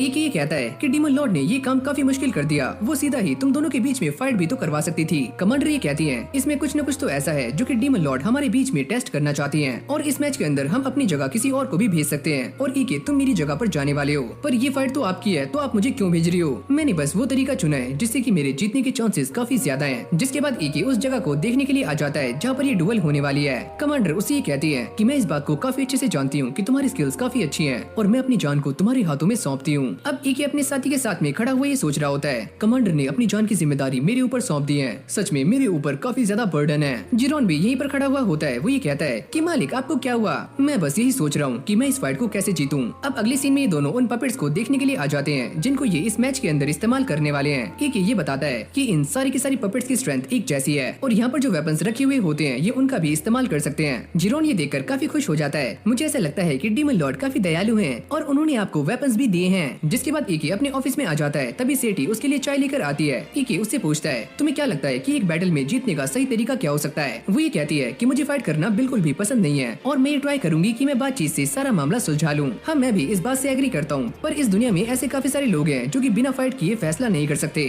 सेठी ये कहती है, वैसे अगर मुझे लड़ने का मौका मिले तो मैं झाड़ू का इस्तेमाल करूंगी ताकि मैं दूसरों को कम से कम चोट पहुंचा पाऊं। ईके भी ये सोचता है कि लड़ने का सबसे अच्छा तरीका ये है कि दूर से ही अटैक किया जाए और इसके लिए एक बो एकदम परफेक्ट है। पर उसके दिमाग में ये बात भी आती है कि बो के बारे में पहले से ही बास्टियो को पता हो सकता है। तो मैं क्या करूं? चलो मैं एक काम करता हूं, मैं गन बनाता हूं। सेठी ये कहती है कि वो क्या चीज है, क्या वो सच में इतनी ताकतवर है? अगर हम लॉन्ग रेंज के हिसाब से देखें तो वो एक बो से भी काफी इफेक्टिव है। सेठी भी ये बात सुनने के बाद काफी हैरान हो जाती है कि सच में ये वेपन तो काफी कमाल का है। अब ईके इस बारे में हेल्प लेने के लिए कमांडर के पास आता है। वो ये कहता है कि आप मेरे लिए एक गन बना सकती हो, लेकिन वो इस चीज के लिए मना कर देती है। पर आपने मुझसे कहा था कि आप एक एल्केमिस्ट हो और आप कुछ भी बना सकती हो। अरे मुन्ना, मैं एक भगवान नहीं हूँ और मैं एक ऐसी चीज नहीं बना सकती जिसको मैंने आज तक देखा ही ना हो। जैसे वो इस गन के बारे में एक्सप्लेन करना शुरू करता है तो कमांडर उसके ऊपर पानी फेंक देती है। ये सारी बातें छोड़ो और मुझे ज्वाइन करो। अब एक बंदा बास्टियो के पास आकर उसे ये बताता है कि हमें ये पता लगा है कि कैफिरो इस फाइट में हिस्सा नहीं लेंगी, वो अपनी जगह पर ईके को भेजने वाली है। मुझे तो ऐसा लगता है कि वो डर चुकी है। बेवकूफ, वो 7th कॉर्प्स की कमांडर है, उसके पास पक्का कोई न कोई और प्लान होगा। बास्टियो कहता है, मेरी ये स्वॉर्ड काफी कमाल की है मालिक, वो बस इसीलिए क्योंकि आपकी ये स्वॉर्ड ब्लैक ड्रैगन के फैंग से बनी हुई है। मैं एक काम करूंगा, अपने सारे के सारे पपेट्स को ऐसे ही स्वॉर्ड दे दूंगा, तो फिर देखते हैं कि मुझे जीतने से कौन रोकता है। तभी यहाँ पर एक और बंदा आ जाता है। वो ये कहता है कि मैं दोबारा से यहाँ पर आ गया और मुझे इस बात की पूरी उम्मीद है कि आप ही जीतने वाले हो। इस तरफ ईके भी नहाकर बाहर आ जाता है और वो अब भी इसी फाइट के बारे में सोच रहा होता है। तभी उसके कपड़े उड़ते हुए उसके पास आ जाते हैं जो कि डीमन लॉर्ड ने किया होता है। ईके उन्हें यहाँ पर देखकर काफी शॉक्ड हो जाता है। डीमन लॉर्ड यहाँ पर क्या कर रही है और मैंने तो अपना मास्क भी नहीं पहना। अब वो अचानक से उसके सामने आ जाती है और ये कहती है कि चलो इसको खोलो। और जैसे ईके इसे खोलता है तो इसके अंदर काफी सारी गन्स होती हैं। ये देखकर ईके भी काफी शॉक्ड हो जाता है। क्या सच में इतनी सारी गन्स? डीमन लॉर्ड उससे कहती है, ईके क्या तुम इन्हीं को ढूंढ रहे थे? वैसे मैं ईके नहीं हूँ, मुझसे छुपाओ मत, मैं तुम्हारे बारे में सारा कुछ जानती हूँ और ये सारी बातें मुझे रॉमबर्ग ने बताई थी और उन्होंने अपनी सारी नॉलेज तुम्हें दी है, वो मैं साफ साफ देख सकती हूँ। ये सारी बातें सुनने के बाद ईके की काफी ज्यादा फट रही होती है। वो ये पूछता है, अगर आप ये बात पहले से ही जानती थी कि मैं एक इंसान हूँ तो आपने मुझे जान से क्यों नहीं मारा? ये सारा कुछ मैंने बस इसीलिए किया क्योंकि मैं अपनी एक विश को पूरा करवाना चाहती हूँ और इससे कोई फर्क नहीं पड़ता कि मेरे पास कितनी पावर्स हैं। ईके उनसे ये पूछता है, पर आपका ड्रीम क्या है? मैं इस दुनिया को बनाना चाहती हूँ और इसके लिए मुझे काफी सारे लोगों की जरूरत है जो कि मैं अकेले नहीं कर सकती। ईके उनसे कहता है कि जैसा आप चाहती हो वैसा ही होगा और मैं आपको सर्व करने के लिए तैयार हूँ। अब यहीं से हमारा सीन शिफ्ट हो जाता है जहाँ पर कैफिरो इन गन्स के लिए बुलेट बना रही होती है। ईके उनसे कहता है, इनका साइज थोड़ा बड़ा है, इन्हें छोटा करो ताकि ये गन्स के अंदर आसानी से फिट हो पाए। जिसके बाद ये सारे गन्स को टेस्ट कर रहे होते हैं जिससे यहाँ पर एक काफी तेज धमाका होता है जिसको देखकर ये सारे लोग काफी चौंक जाते हैं। कमांडर ये कहती है, क्या ये तुमने किया? क्योंकि मैंने कोई भी मैजिक यहाँ पर सेंस नहीं किया है। तभी यहाँ पर एक लड़की आ जाती है। वो ये कहती है कि आपने हमसे जैसा कहा था वो हमने बना दिया है। अब ईके इन सभी को ये समझाता है कि इन सारी चीजों को मिलाने के बाद एक गन पाउडर बनता है और उससे ही ये धमाका हुआ। जिसके बाद ईके इस लड़की को 500 बुलेट्स और बनाने का ऑर्डर दे देता है। कैफिरो भी ये काम करने से मना कर रही होती है। मैं ऐसा काम नहीं करती क्योंकि इससे मेरी स्किन खराब हो जाती है, ये काम तो काफी डिटेलिंग का है। जिरोन भी ये कहता है कि मैं भी तुम्हारी हेल्प करूंगा। नहीं नहीं, तुम रहने दो। यहाँ पर ये सारे के सारे डीमंस इस डुएल को देखने के लिए काफी एक्साइटेड हो रहे होते हैं। बास्टियो ये कहता है, क्या तुम्हारे पास बस यही शील्ड है जिससे कि तुम लड़ने वाले हो? और कैफिरो कहाँ पर है?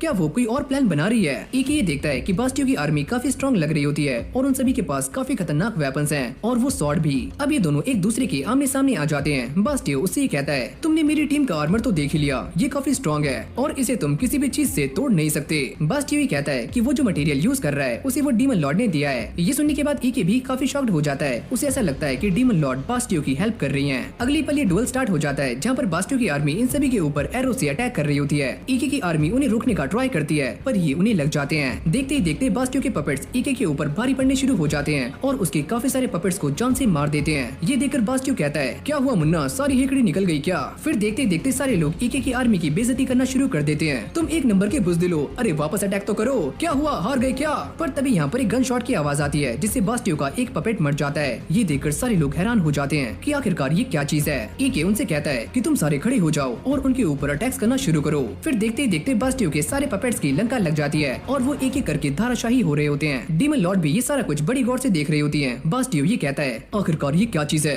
ये किस चीज का इस्तेमाल कर रहे हैं? फिर कुछ टाइम के बाद हम ये देखते हैं कि बास्टियो के सारे पपेट्स मारे जाते हैं और ईके इस फाइट को जीत जाता है। तभी डीमन लॉर्ड बास्टियो के सामने आती है। वो ये कहती है, तुम्हारे सामने दो चॉइसेस हैं, या तो मैं तुम्हें जान से मार दूं या तुम खुद अपने आप ही मारे जाओ। जो कि तुम्हारे लिए काफी ऑनर की बात होगी। आप मुझे मारना तो चाहती हो, पर मैं एक तीसरा ऑप्शन चूज करने वाला हूँ। तभी उसका एक साथी डीमन लॉर्ड के ऊपर एक एरो से अटैक करता है, पर वो उसे पकड़ लेती है और अगले पल यहाँ पर एक जोरदार धमाका होता है और ये सारे उसकी चपेट में आ जाते हैं। जिसके बाद यहाँ पर स्केलेटन्स की पूरी आर्मी आ जाती है। बास्टियो ये कहता है कि तुम सारे अब मरने वाले हो और मैं बनूंगा अगला डीमन लॉर्ड। जिसके बाद बास्टियो की स्केलेटन आर्मी सारे के सारे डीमंस को मारना शुरू कर देती है। बास्टियो ये कहता है कि अब से ये पूरी दुनिया मेरी हुई और तुम सारे मेरे सामने झुक जाओ। ये सुनने के बाद बास्टियो की आर्मी और भी गंदे तरीके से डीमंस को मारना शुरू कर देती है। वो ये कहता है ये सारा कुछ देखने के बाद तुम्हें तो समझ आ गया होगा कि अब ये डीमन लॉर्ड आर्मी मेरी होने वाली है। अब वो ईके के सामने एक ऑफर रखता है कि ईके उसे ज्वाइन कर ले, पर ईके इस बात से मना कर देता है। मुझे लगा था कि तुम काफी समझदार हो, पर तुम तो बेवकूफ हो। जिसके बाद ईके उसे लड़ने के लिए तैयार हो जाता है। अब बास्टियो के सारे स्केलेटन्स ईके के ऊपर अटैक करने के लिए आगे आ जाते हैं, पर ईके अपनी मैजिक का इस्तेमाल करके इन सभी को मारना शुरू कर देता है और वो ये काम काफी आराम से कर रहा होता है। हवा में आने के बाद वो एक और स्पेल को कास्ट करता है, जिससे ये सारे स्केलेटन्स मारे जाते हैं और अब वो काफी तेजी से बास्टियो के सामने आ जाता है और उसके चेहरे पर एक जोरदार ब्लास्ट करता है। लेकिन जब ये सारा धुआं छट जाता है तो बास्टियो का सर ईके के पास आता है। अभी ये लड़ाई खत्म नहीं हुई है।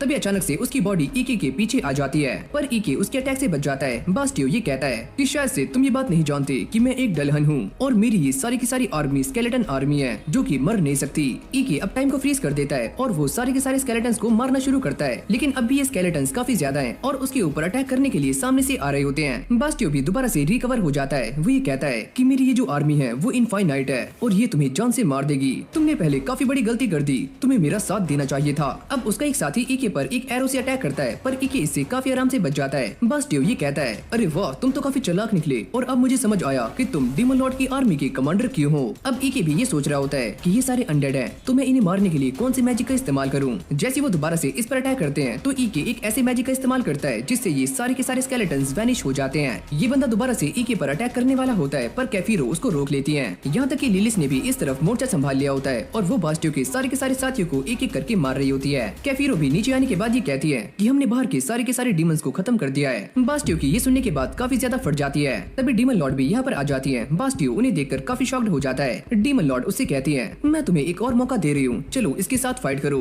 अगर तुम इस फाइट को जीत जाते हो तो मैं तुम्हें जिंदा छोड़ दूंगी। जिसके बाद इन दोनों के बीच में दोबारा से फाइट स्टार्ट हो जाती है। बास्टियो उसके ऊपर एक जोरदार अटैक करता है। ईके उससे बचने के लिए एक बैरियर का इस्तेमाल करता है, पर ये अटैक काफी खतरनाक था जिससे ये बैरियर भी टूट जाता है। बास्टियो उसके ऊपर एक और अटैक करने का ट्राई करता है, पर ईके उसके ऊपर वही अटैक करता है जो काफी खतरनाक है और इसके अंदर से येलो लाइट निकल रही होती है, जिसको देखकर कैफीरो भी ये समझ जाती है कि ये एक व्हाइट मैजिक है, पर ईके इसका कब से इस्तेमाल कर रहा है। वो अटैक बास्टियो को लग जाता है और अब वो काफी गुस्से में आकर ईके पर अटैक करने के लिए आगे जा रहा होता है। लेकिन यहीं से हमारा सीन चेंज हो जाता है, जहाँ पर हमें रॉम्बर को दिखाया जाता है। वो ईके से ये कहते हैं कि तुम यहाँ पर क्या कर रहे हो। अरे दादाजी कुछ भी नहीं, तो चलो तुम्हारी स्टडी का टाइम हो चुका है। जिसके बाद वो मैजिक प्रैक्टिस करने में लग जाता है। अब बाहर आने के बाद ये दोनों व्हाइट मैजिक को लेकर बातें कर रहे होते हैं। रॉम्बर्ग उससे कहते हैं कि तुम्हें बस कर्सिस को ही स्टडी करना है, क्योंकि डीमंस के लिए व्हाइट मैजिक करना काफी मुश्किल है, जो कि तुम्हारे दिल से आता है। यहाँ तक कि वो ये भी कहते हैं कि जिन लोगों के पास व्हाइट मैजिक होता है वो डीमंस के लिए काफी खतरनाक है। वो ईके से इस बात के लिए भी मना करते हैं, अगर तुम व्हाइट मैजिक सीखते हो तो इसके बारे में किसी को भी मत बताना। प्रेजेंट में हम ये देखते हैं कि ईके बास्टियो को काफी ज्यादा सुना रहा होता है। तुमने अपने सारे साथियों को सैक्रिफाइस कर दिया, यहाँ तक कि अपनी मास्टर को भी खो दिया। तुम्हारे लिए ये सारी चीजें बिल्कुल भी मायने नहीं रखती। ये सारी बातें डीमन लॉर्ड भी काफी गौर से सुन रही होती हैं। बास्टियो ये कहता है आखिरकार तुम मेरे साथ क्या ही कर लोगे। अब ईके उससे कहता है अपना मुंह बंद रखो, तुम आज मरने वाले हो। जिसके बाद बास्टियो काफी गुस्से में आकर ईके के ऊपर अटैक कर देता है। ईके ये कहता है ग्रैंडपा मुझे माफ करना, मैं व्हाइट मैजिक का इस्तेमाल करने जा रहा हूँ। और अगले पल हम ये देखते हैं कि वो बास्टियो के ऊपर एक जोरदार अटैक करता है, जिससे बास्टियो वैनिश हो जाता है और बस उसका आर्मर ही बाकी बचता है। तभी कैफीरो यहाँ पर आ जाती है। ईके उनसे कहता है कि मैं इस बात को जानता हूँ कि आप ये सारा कुछ पहले से ही जानती थी। अब डीमन लॉर्ड भी यहाँ पर आ जाती है। वो ये कहती है कि हमारे सामने एक दिक्कत है कि बास्टियो मारा जा चुका है, तो हमारी आर्मी में थर्ड कॉर्प्स को कमांड करने वाला कोई भी नहीं बचा। और भाई यहाँ पर ईके को एक और रिस्पॉन्सिबिलिटी मिल जाती है और अब से वो डीमन आर्मी में थर्ड कॉर्प्स का कमांडर भी है। ये सुनने के बाद ईके भी काफी शॉक्ड हो जाता है, ये मेरे साथ क्या हो रहा है, मैं क्या क्या करूँ। डीमन लॉर्ड के जाते ही सारे के सारे लोग यहाँ पर आ जाते हैं और ईके की जीत को सेलिब्रेट कर रहे होते हैं। जीरोन तो उसे गले से ही लगा लेता है, मेरे मालिक। अगली सीन में कैफीरो डीमन लॉर्ड के सामने आ जाती हैं और वो ईके को थर्ड कॉर्प्स को कमांड करने से मना कर रही होती हैं। डीमन लॉर्ड उससे कहती हैं कि मुझे तो ऐसा लगा था कि तुम इस फैसले से काफी खुश होंगी, चलो ये बात ईके से ही पता करते हैं। तभी ईके भी यहाँ पर आ जाता है। डीमन लॉर्ड उससे कहती हैं क्या तुम थर्ड कॉर्प्स को संभालने के लिए रेडी हो। हाँ मैं तैयार हूँ। जाते हुए कैफीरो ईके के ऊपर काफी गुस्सा हो रही होती है, तुमने डीमन लॉर्ड को ये बात क्यों बताई कि तुम एक इंसान हो। वो इस बात को लेकर भी काफी शॉक्ड होती है कि डीमन लॉर्ड इतनी शांत क्यों है। फिर हमें एक पास्ट का सीन दिखाया जाता है जहाँ पर ईके डीमन लॉर्ड के सामने खड़ा हुआ होता है और वो ये कहता है कि मैं एक ऐसी दुनिया बनाना चाहता हूँ जहाँ पर इंसान और डीमंस एक साथ रह पाएं। यहाँ तक कि वो ये भी कहता है कि इंसान और डीमंस पहले के मुकाबले काफी अच्छे से एक साथ काम कर रहे हैं और मैं कैफीरो के अंडर सर्व करना चाहता हूँ। ये बोलते बोलते वो अपना मास्क भी उतार लेता है। अपनी बात को खत्म करते हुए ईके डीमन लॉर्ड से ये कहता है कि मैं थर्ड कॉर्प्स को कमांड करने के लिए रेडी नहीं हूँ, लेकिन मैं आपसे इस बात का प्रॉमिस करता हूँ कि मैं इवेलियस को एक ऐसी जगह बनाऊंगा जहाँ पर इंसान और डीमंस एक साथ पाए जाएंगे और एक साथ मिलकर काम करेंगे। डीमन लॉर्ड ये सुनकर हैरान तो होती है। वो ये कहती है चलो देखते हैं। अब ईके एक काफी ऊंची जगह पर आ जाता है और वो कुछ सोच रहा होता है। तभी यहाँ पर सेठी आ जाती है। वो ये कहती है कि आप यहाँ पर क्या कर रहे हो, आप काफी लंबे टाइम से अंदर नहीं आए। ईके उसे समझाता है कि यहाँ की मिट्टी काफी फर्टाइल है, तो यहाँ पर हम काफी लंबे टाइम तक अलग अलग क्रॉप्स उगा सकते हैं। सेठी ये सुनकर काफी खुश हो जाती है। ईके ये बताता है कि अब हम काफी ज्यादा बिजी होने वाले हैं क्योंकि हम एक ऐसा टाउन बनाने वाले हैं जहाँ पर इंसान और डीमंस एक साथ रहेंगे। फिर हमें एक सस्पिशियस बंदे को दिखाया जाता है जिसके लोग काफी सारे डीमंस को मौत के घाट उतार रहे हैं। अगले सीन में ईके अपने मैजिक का इस्तेमाल करके यहाँ पर फसलों पर पानी गिरा रहा होता है। वो ये कहता है अगर हम इस प्रोसेस को फॉलो करेंगे तो यहाँ पर हम काफी सारी क्रॉप्स को उगा सकते हैं, वो भी एक के बाद एक। ये देखकर सभी लोग काफी खुश हो जाते हैं क्योंकि अगर ऐसा हुआ तो इंसान और डीमंस कभी भी भूखे नहीं रहेंगे। जिसके बाद ईके अपने ऑफिस में आ जाता है और सेठी उसके लिए चाय लेकर आती है। वो ये कहती है कि मैं ये बात सुनकर काफी खुश हूँ कि आप वाइस कमांडर के लिए प्रमोट हो चुके हो। तभी यहाँ पर जिरोन आ जाता है। वो ये कहता है मालिक काफी बड़ी गड़बड़ हो चुकी है। ईके उससे पूछता है कि क्या हुआ। वो ये कहता है कि किंग का जो अलायंस है उसने हमारे काफी सारे डीमन साथियों को जान से मार दिया है और वो सारे सोल्जर्स काफी स्किल्ड हैं। ईके ये सारा कुछ सुनने के बाद उन्हें एक मैप दिखाता है। वो ये कहता है कि इस वक्त हम इवेलियस में हैं, तो ऐसा भी हो सकता है कि उनके अगले टारगेट हम ही हों। यहाँ तक कि वो ये भी कहता है कि हमारे पास उनका एक टाउन है, अगर वो हमसे वो टाउन लेना चाहते हैं तो वो हमारे ऊपर इवेलियस में अटैक करने के लिए तैयार होंगे।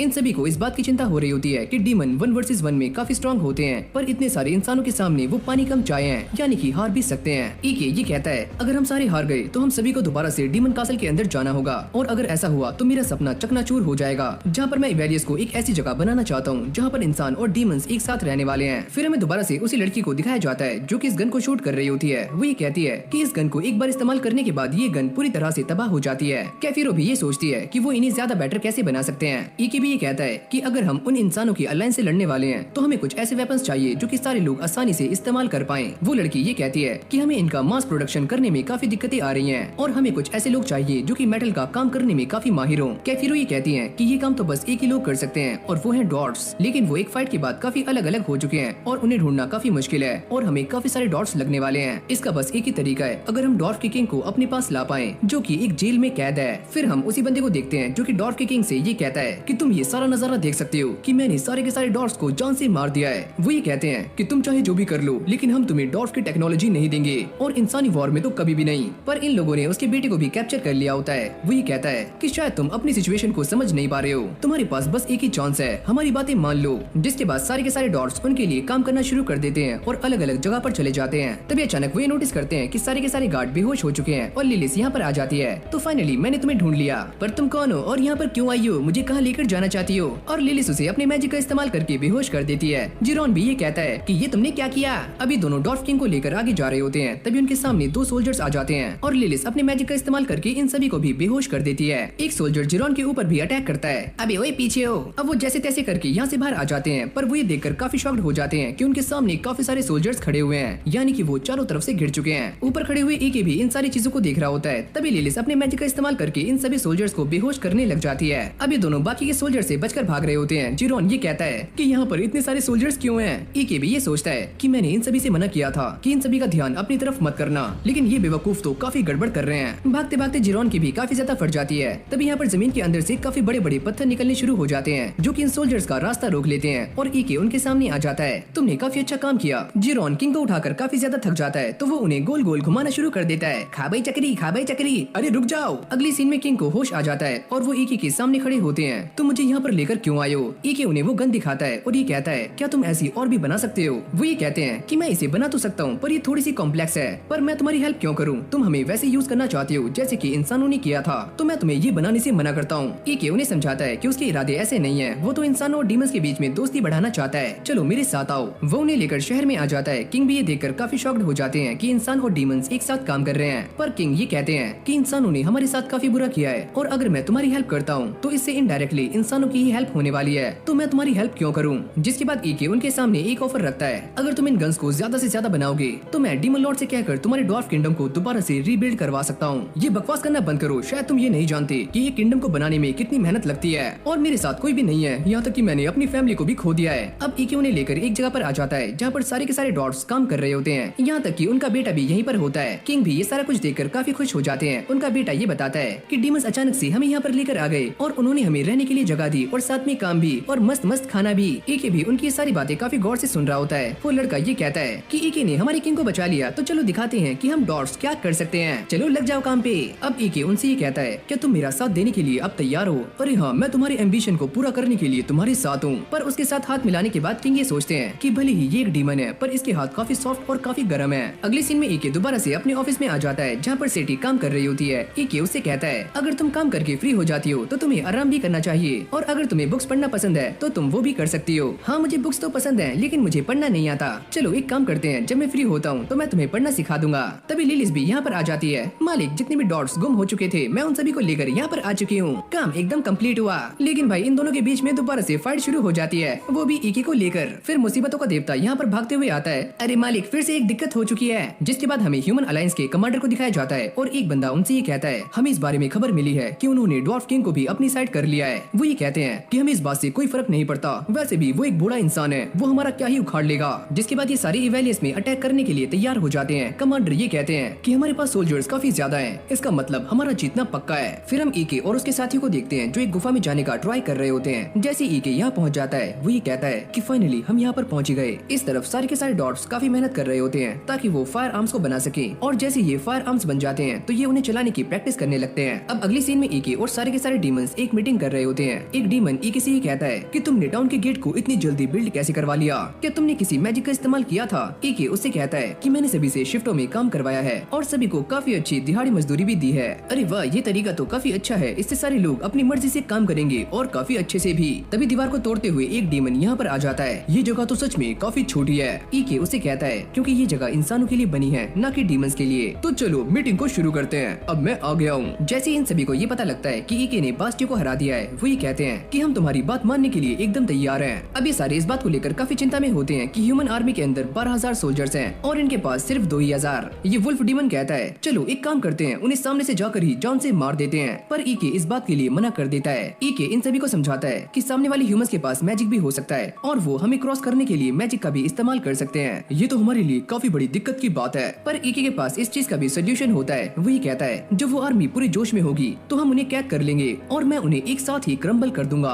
इस तरफ ह्यूमन आर्मी भी लड़ने के लिए एकदम तैयार हो जाती है। ईके भी अपने ऑफिस में आ जाता है। सैटी उसे कहती है कि यहाँ पर काफी सारे डीमंस आ चुके हैं जो कि इस जगह को बचाना चाहते हैं, यानी कि सारे डीमंस काफी अच्छे हैं। ईके उसे कहता है पर हमें उन सभी के लिए खाने का भी इंतजाम करना होगा, पर हम उनके लिए क्या बनाएं? लेकिन यहाँ पर खाने की बिल्कुल भी कमी नहीं होती। वो ये कहता है कि हमने इस बार राइस को काफी ज्यादा हार्वेस्ट किया है, चलो एक काम करते हैं फ्राइड राइस बनाते हैं। जैसे ये फ्राइड राइस बनकर रेडी हो जाते हैं तो सारे के सारे लोग इसे चखने के लिए यहाँ पर आ जाते हैं और सभी को ये खाना काफी ज्यादा पसंद भी आता है। तभी सैटी लिलिस को कुछ खाना ऑफर करती है। लिलिस उसे कहती है तुम बस यही चाहती हो ना कि मेरा वेट बढ़ जाए और ईके मुझे पसंद ना करे, मैं ऐसा नहीं होने दूंगी। जिरोन भी इन्हें खाकर काफी खुश होता है। मुझे ऐसा लगता है कि हमारी आर्मी को ये फ्राइड राइस काफी पसंद आने वाले हैं। इस तरफ सारे के सारे डीमंस भी लड़ने के लिए तैयार हो चुके हैं और यहाँ तक की वॉल भी रिपेयर हो चुकी है और वेपन्स भी तैयार हैं। अगले पल यहाँ पर अलायंस ऑफ किंग आ जाती है। सारे के सारे डीमंस भी चौकन्ने हो जाते हैं, लेकिन यहाँ पर रहने वाले ह्यूमंस की काफी ज्यादा फट रही होती है। जिरोन भी ईके को ये बताता है कि वो आर्मी यहाँ पर आ चुकी है, जिसके बाद ईके सभी को लेकर कासल के सामने आ जाता है। ईके इन सभी से कहता है अगर हम एक बार हार गए तो हमें दोबारा से वापस जाना होगा, हमें इस टाउन में रहने वाले सारे लोगों को प्रोटेक्ट करना है, चाहे फिर कुछ भी हो जाए। फिर हम इस अलायंस को देखते हैं जहाँ पर ये दोनों लोग बातें कर रहे होते हैं। ये जगह दिखने में तो काफी छोटी है, मैं इस जगह को आसानी से ही तबाह कर सकता हूँ और ये जिन वेपन्स का इस्तेमाल करने वाले हैं वो काफी ज्यादा हाईटेक और एडवांस हैं। तुम सारे लोग हमला करो। और अगली पल हम ये देखते हैं कि ये लोग डीमंस के ऊपर अटैक कर देते हैं, लेकिन जैसे ही हमला डीमंस पर लगने वाला होता है तभी ईके अपनी शील्ड को एक्टिवेट कर देता है। ओ अच्छा, तो ये सारे मैजिक का इस्तेमाल कर रहे हैं। ये बोलते ही वो दोबारा से डीमंस के ऊपर अटैक कर देते हैं और ईके भी एक बैरियर बनाकर इस अटैक को आराम से रोक लेता है। वो ये सोचता है कि ये वाला अटैक पहले से काफी अजीब है। सारे के सारे डीमंस इस चीज को देखकर काफी खुश हो रहे होते हैं। अरे मालिक, आप तो काफी कमाल के हो और हमने आपसे यही एक्सपेक्ट किया था,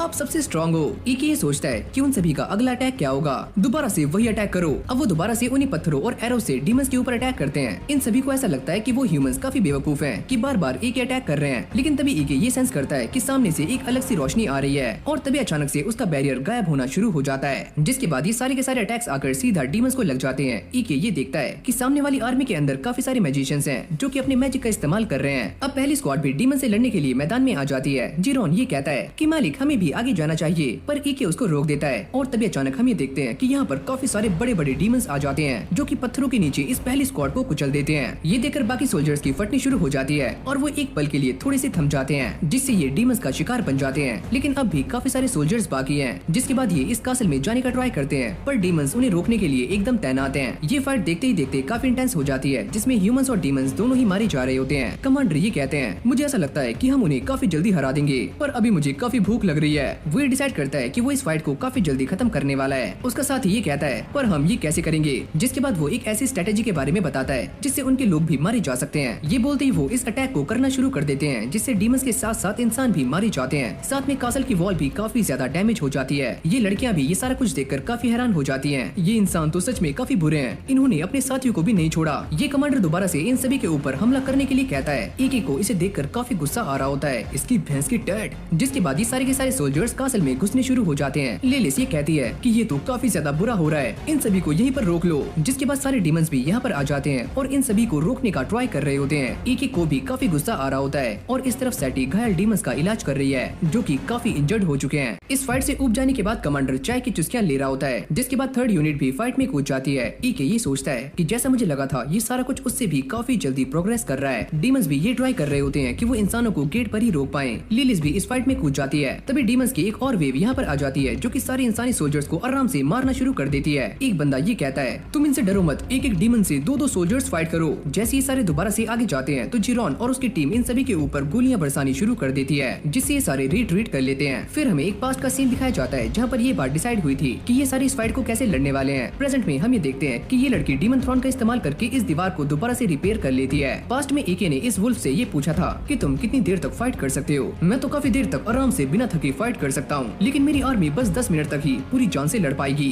तो एक बात याद रखना, जैसे ही 10 मिनट पूरे हो जाते हैं तो तुम सभी को किसी भी हालत में रिट्रीट कर लेना है। तभी डीमंस भी दीवार तोड़कर बाहर आ जाते हैं। अब हमारी बारी है, और वो ह्यूमंस को काफी गंदे तरीके से मारना शुरू कर देते हैं। बेवकूफ, मैंने अभी तो दीवार को सही किया था और तुमने इसे फिर से तोड़ दिया। फिर कहानी दोबारा से पास्ट में आती है, जहाँ पर ये लोग डिसाइड कर रहे होते हैं कि ये सारे एक शिफ्ट में काम करने वाले हैं, क्योंकि अगर ये सारे एक साथ काम करेंगे तो ये काफी जल्दी थक सकते हैं। प्रेजेंट में भी ये सारे डीमंस काफी खुश होते हैं कि ईके का ये प्लान काम कर रहा है। पर इस मीटिंग में एक और बात डिसाइड हुई थी कि इन सभी को मरना नहीं है और न ही अपने किसी भी साथी को मरने देना है। इस तरफ अलायंस ऑफ किंग ने अपने वेपन्स को तैयार कर लिया होता है और वो इनका इस्तेमाल करने ही वाले होते हैं। तभी अचानक यहाँ पर काफी बड़े बड़े डीमंस आ जाते हैं, जो कि आते ही इन सभी को तोड़ना शुरू कर देते हैं और इन सभी की वाट लग जाती है। यहाँ तक ये सारे डीमंस आसमानों से भी इन सभी के ऊपर अटैक कर रहे होते हैं। ये इंसान तो काफी कमजोर है। फिर कहानी दोबारा से पास्ट में आती है, जहाँ पर ईके इन सभी को ये बता रहा होता है कि उन सभी का जो जर्नल है वो एक नंबर का डरपोक है। अगर हम उसे हरा देते हैं तो हम ये फाइट काफी आराम से जीत सकते हैं। लेकिन ईके यहाँ पर बस उसे पकड़ने की बात कर रहा होता है, न कि मारने की। ये डीमंस कहते हैं, पर हम तो उसे जान से मार देंगे, ये काफी आसान होगा,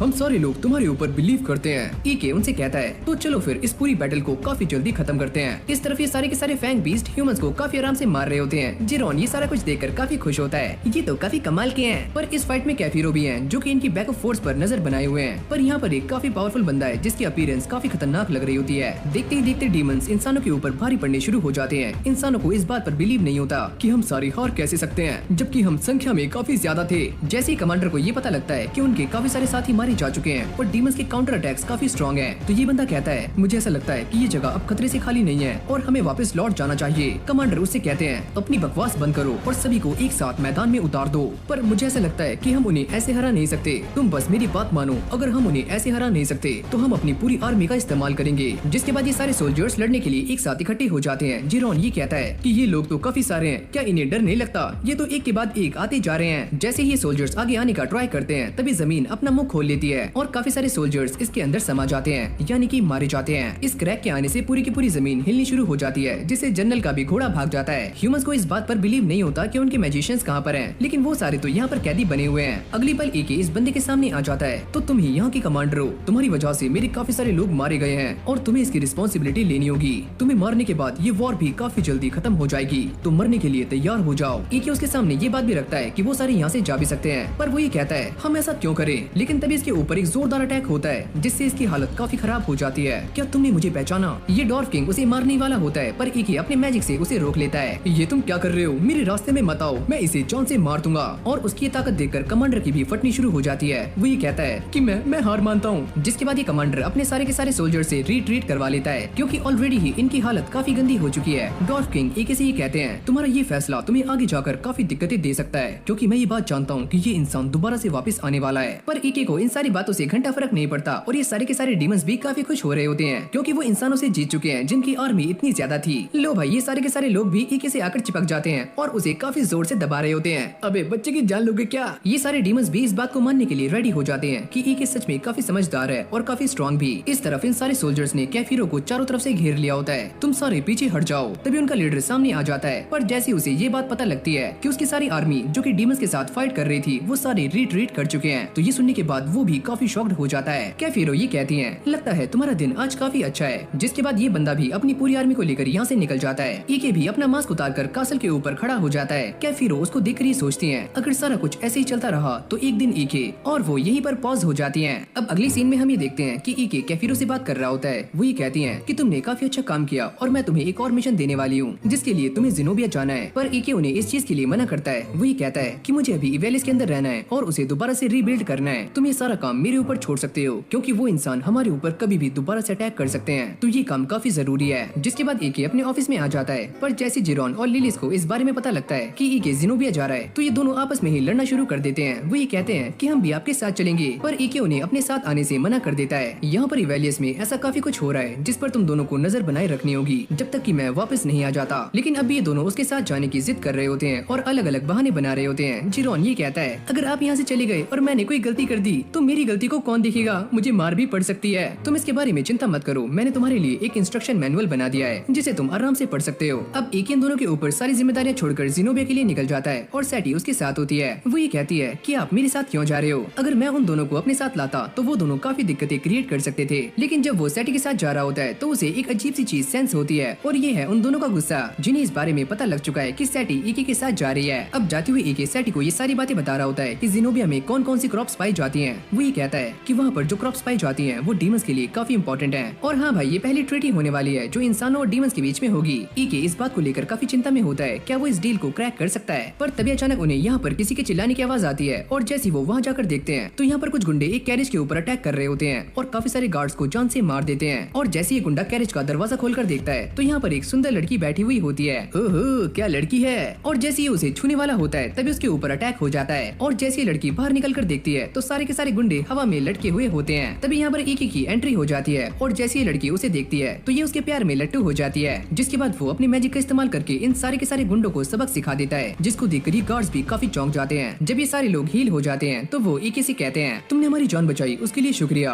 और इसके लिए तुम्हें क्या चाहिए? अरे नहीं नहीं, मुझे कुछ भी नहीं चाहिए। अब वो लड़की भी सामने आ जाती है और अपने आप को इंट्रोड्यूस करती है। मेरा नाम है यूरिया ऑक्टेव और मैं जिनोबिया के लीडर की बेटी हूँ। ये सुनने के बाद ईके भी काफी शॉक्ड हो जाता है क्योंकि उसका काफी सारा काम आसान होने वाला है। अभी लोग ऐसे ही जाती हुई बातें कर रहे होते हैं। यूरिया उनसे पूछती है, तुम्हारे पास तो कमाल की मैजिकल पावर्स हैं, क्या तुम एक नोबल हो? ईके उससे कहता है कि मैं कोई नोबल नहीं हूँ, मैं बस एक मेज हूँ और ये हमारी फैमिली मेड है। अब यूरी इन सभी को बता रही होती है कि वो भी जिनोबिया से पहली बार बाहर निकली है और वो एक ऐसे इंसान से मिलने जा रही थी जो काफी ज्यादा पावरफुल है और उससे इसकी शादी होने वाली है। पर वो ये कहती है कि ये मीटिंग बिल्कुल भी अच्छी नहीं गई। ईके उससे कहता है, तुम्हें देखकर ऐसा नहीं लगता कि कोई लड़का तुम्हें भी मना कर सकता है? उसने मुझे मना नहीं किया, उल्टा मैंने ही उसे मना कर दिया। अब अगली सीन में ये सारे उसके घर पहुंच जाते हैं जहाँ पर ईके की मुलाकात उसकी मॉम से होती है जिनका नाम है एल्ट रिया, जिन्हें हम रिया कहने वाले हैं। ईके भी उन्हें देखकर ही समझ जाता है तो ये वही है जिससे मुझे नेगोशिएशन करनी है। वो ये कहती है, क्या हम सारे काम करते करते बात कर सकते हैं? ईके ये कहता है, मुझे इससे कोई भी दिक्कत नहीं है। जिसके बाद वो इन सभी को बाहर भेज देती है और ईके से ये पूछती है कि तुम तो डीमन लॉर्ड की आर्मी के एक मेंबर हो, तो तुम यहाँ पर क्या कर रहे हो? तुम्हें क्या काम है? ईके ये सुनने के बाद काफी शॉक्ड हो जाता है कि वो इसके बारे में इतना सब कैसे जानती हैं। वो ये कहती हैं कि जैसा कि मेरी बेटी ने तुम्हारे बारे में बताया तो उससे तो ये बात साफ हो जाती है कि इस नाम का यहाँ पर कोई भी मेज नहीं है और तुम डीमन लॉर्ड की आर्मी से हो। वो ये कहती हैं, मैं ये बात जानती हूँ कि सारे के सारे मेज फाइट में लगे हुए हैं, तो एक मेज यहाँ पर क्या कर रहा है? तो मुझे सच सच सारा कुछ बता दो। मेरा नाम है ईके और मैं डीमन लॉर्ड की आर्मी में एक कमांडर हूँ और साथ में इवेलियस का रूलर भी। ओह, तो तुम वही हो। मैंने तुम्हारे बारे में काफी अफवाहें सुनी है। क्या तुम डीमंस की साइड हो या फिर इंसानों की? ईके उनसे ये कहता है कि मैं एक इंसान हूँ और मेरे मॉम डैड भी एक इंसान ही थे और जिस इंसान ने मुझे पाला था उनका नाम है रॉमबर्ग, जो कि एक डीमन थे। पर तुम यहाँ पर क्यों आए हो? डीमन लॉर्ड की आर्मी ये चाहती है कि इंसानों और डीमंस के बीच में एक ट्रीटी हो। मैंने इसके बारे में आज से पहले कभी भी नहीं सुना, ये क्या चीज है? ईके उन्हें सारी बातें समझाता है कि वो एक ऐसी दुनिया बनाना चाहता है जहाँ पर ह्यूमंस और डीमंस एक साथ रह पाएं। पर वो ये कहती हैं कि ये सारा कुछ काफी रिस्की हो सकता है। मैं ये बात समझ सकता हूँ कि आपको डीमंस के ऊपर यकीन नहीं है, लेकिन आपने डीमन लॉर्ड के ऊपर यकीन कर सकती हो। वो ऐसे नहीं है। अगर मैं तुम्हारे ऊपर यकीन कर भी लेती हूँ तो हो तो तुम एक डीमन ही, तुम अपनी बात से कभी भी पलट सकते हो। जिसके बाद वो ईके को यहाँ से जाने के लिए कहती हैं, क्या तुम जाने से पहले कुछ कहना चाहते हो? ईके उनसे ये कहता है कि मैं ये बात जानता हूँ कि यहाँ पर कुछ पायरेट्स तुम्हें परेशान कर रहे हैं और मैं इस मुसीबत को को हमेशा के लिए हल कर सकता हूँ। रिया भी इस बात से एग्री करती है। वही कहती है उन पायरेट्स की वजह से हमें काफी नुकसान होता है, जिसकी भरपाई करने में हमें काफी लंबा टाइम लग जाता है। वो ये बताती है कि उन पायरेट्स की एक बार मचाई गई तबाही से इतना खर्चा आता है जितना कि यहाँ पर पूरे साल में भी नहीं होता। एके भी उन्हें समझाने की काफी कोशिश करता है कि वो उनकी हेल्प कर सकता है और वो भी इस बात के लिए मान जाती है। मैं तुम्हारे साथ काम करने के लिए तैयार हूँ और साथ में इस ट्रीटी के लिए भी,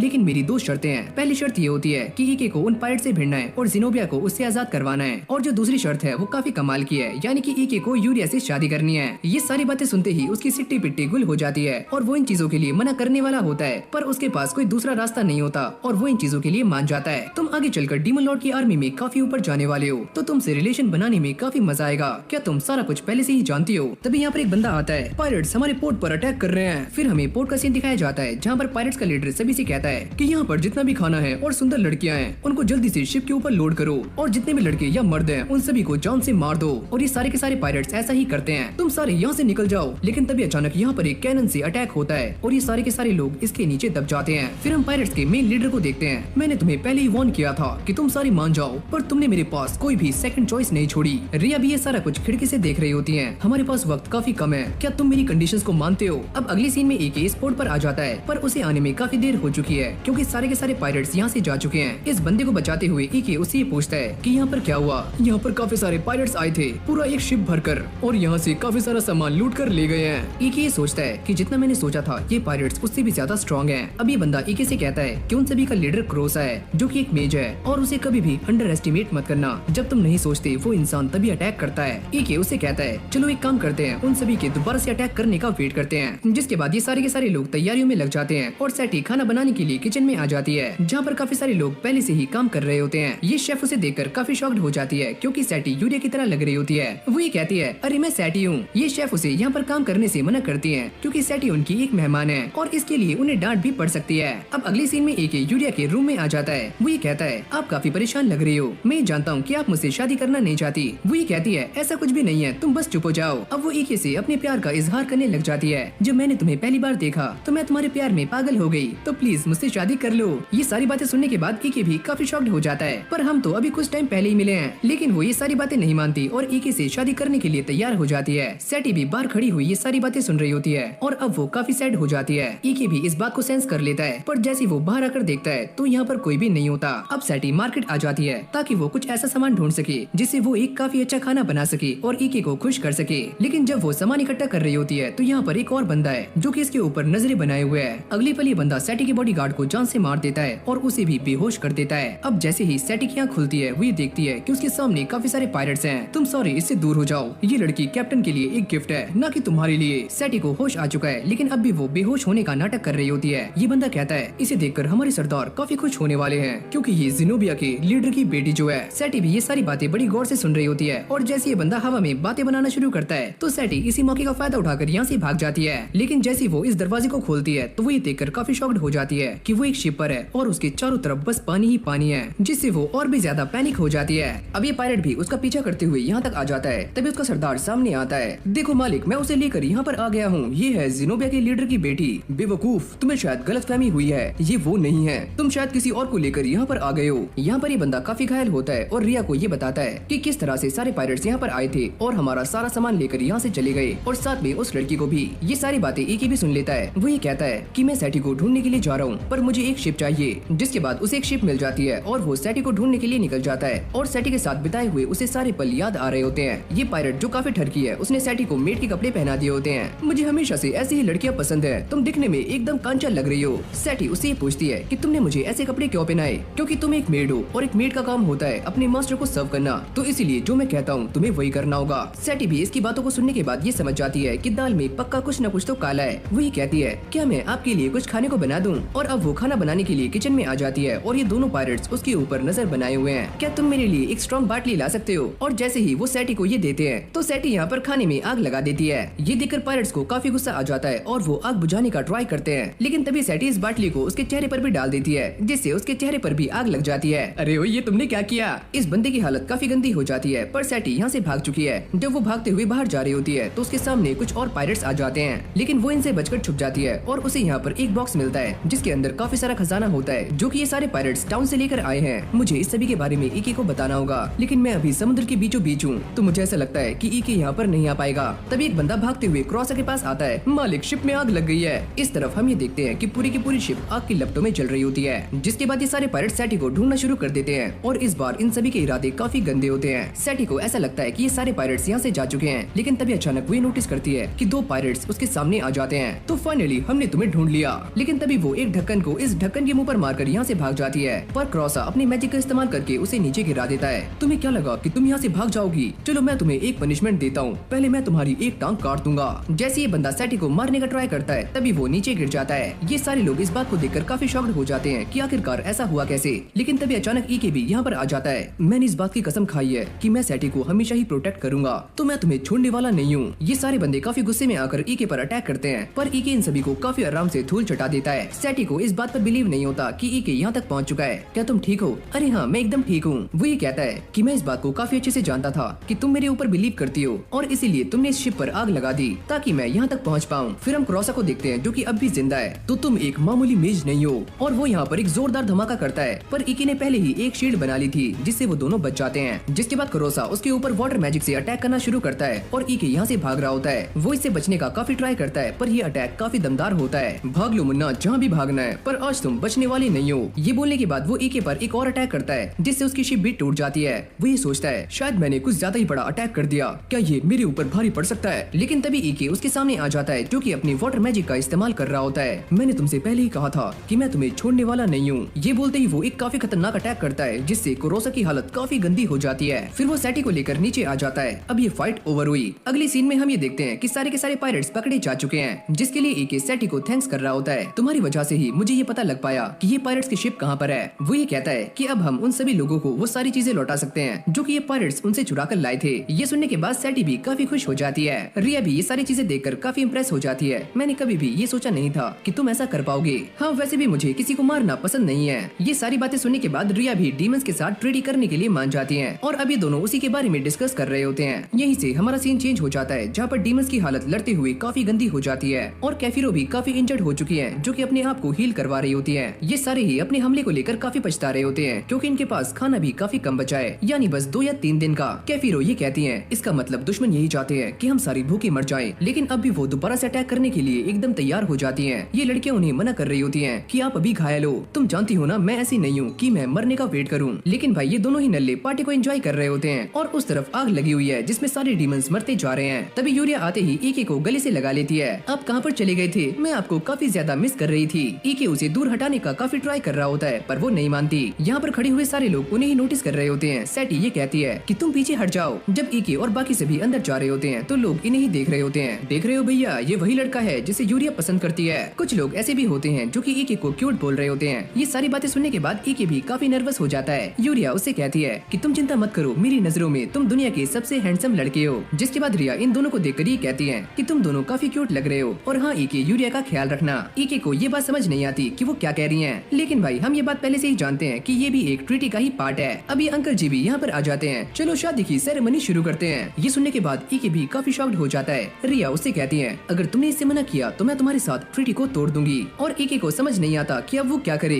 ये सारा कुछ काफी जल्दी हो रहा है। लेकिन तभी अचानक यहाँ पर एक तेज रोशनी होती है जिसके अंदर से निकलती है डीमन लॉर्ड। ईके उनसे पूछता है कि आप यहाँ पर क्या कर रही हो? तुम यहाँ से जल्दी चलो, कैफिरो अभी काफी खतरे में है और तुम्हें उसे बचाना होगा। फिर हमें कैफिरो को दिखाया जाता है जिसकी लड़ते हुए हालत काफी गंदी हो जाती है और उसे चारों तरफ से लोग घेर लेते हैं। इस तरफ डीमन लॉर्ड ईके को ये बता रही होती है कि उन सभी ने कैफिरो को पकड़ने के लिए एक ट्रैप का इस्तेमाल किया और अब काफी सारे डीमंस मारे जा चुके हैं। ईके उनसे ये पूछता है कि वो लोग कितने हैं? वो लोग काफी सारे हैं, लगभग 5000। डीमन लॉर्ड उसे कहती है कि उन्होंने सारी तैयारियां कर ली हैं ईके को यहाँ से ले जाने की। अगली सीन में सारे के सारे ह्यूमंस डीमंस के कासल पर अटैक करने के लिए आगे जा रहे होते हैं और ये लड़की सभी को कमांड कर रही होती है। डीमंस ने काफी सारे इंसानों को मौत की घाट तो उतार दिया होता है, लेकिन इससे भी उन्हें कोई फर्क नहीं पड़ता क्योंकि ये इंसान काफी ज्यादा है। फिर हम यहाँ पर एक बंदे को देखते हैं जो इस लड़की के ऊपर अटैक करके उसे बेहोश कर देता है। तुम्हारा खेल अब खत्म हुआ। फिर हम ईके को देखते हैं जो कि अपने टेलीपोर्टेशन मैजिक का इस्तेमाल करके अपने ऑफिस में आ जाता है। सैटी उससे कहती है कि ये मैजिक तो काफी कमाल का है। जिरोन भी भागते हुए यहाँ पर आता है। अच्छा हुआ आप यहाँ पर आ गए हो, काफी बड़ी दिक्कत हो चुकी है। ये सारी कहानी सुनने के बाद ईके जब बाहर आकर देखता है तो यहाँ का नजारा काफी खराब होता है और काफी सारे डीमंस मारे जा चुके हैं। जिसके बाद ईके अपने ऑफिस में आ जाता है और जिरोन से ये कहता है कि मैं कैफिरो को बचाने के लिए एलिस्टा में जा रहा हूँ, पर हमारे काफी सारे लोग मारे जा चुके हैं और वो ह्यूमन अलायंस काफी स्ट्रॉन्ग है और हमारे पास सेना भी काफी कम बची है, तो मुझे ऐसा नहीं लगता कि हम जीत पाएंगे।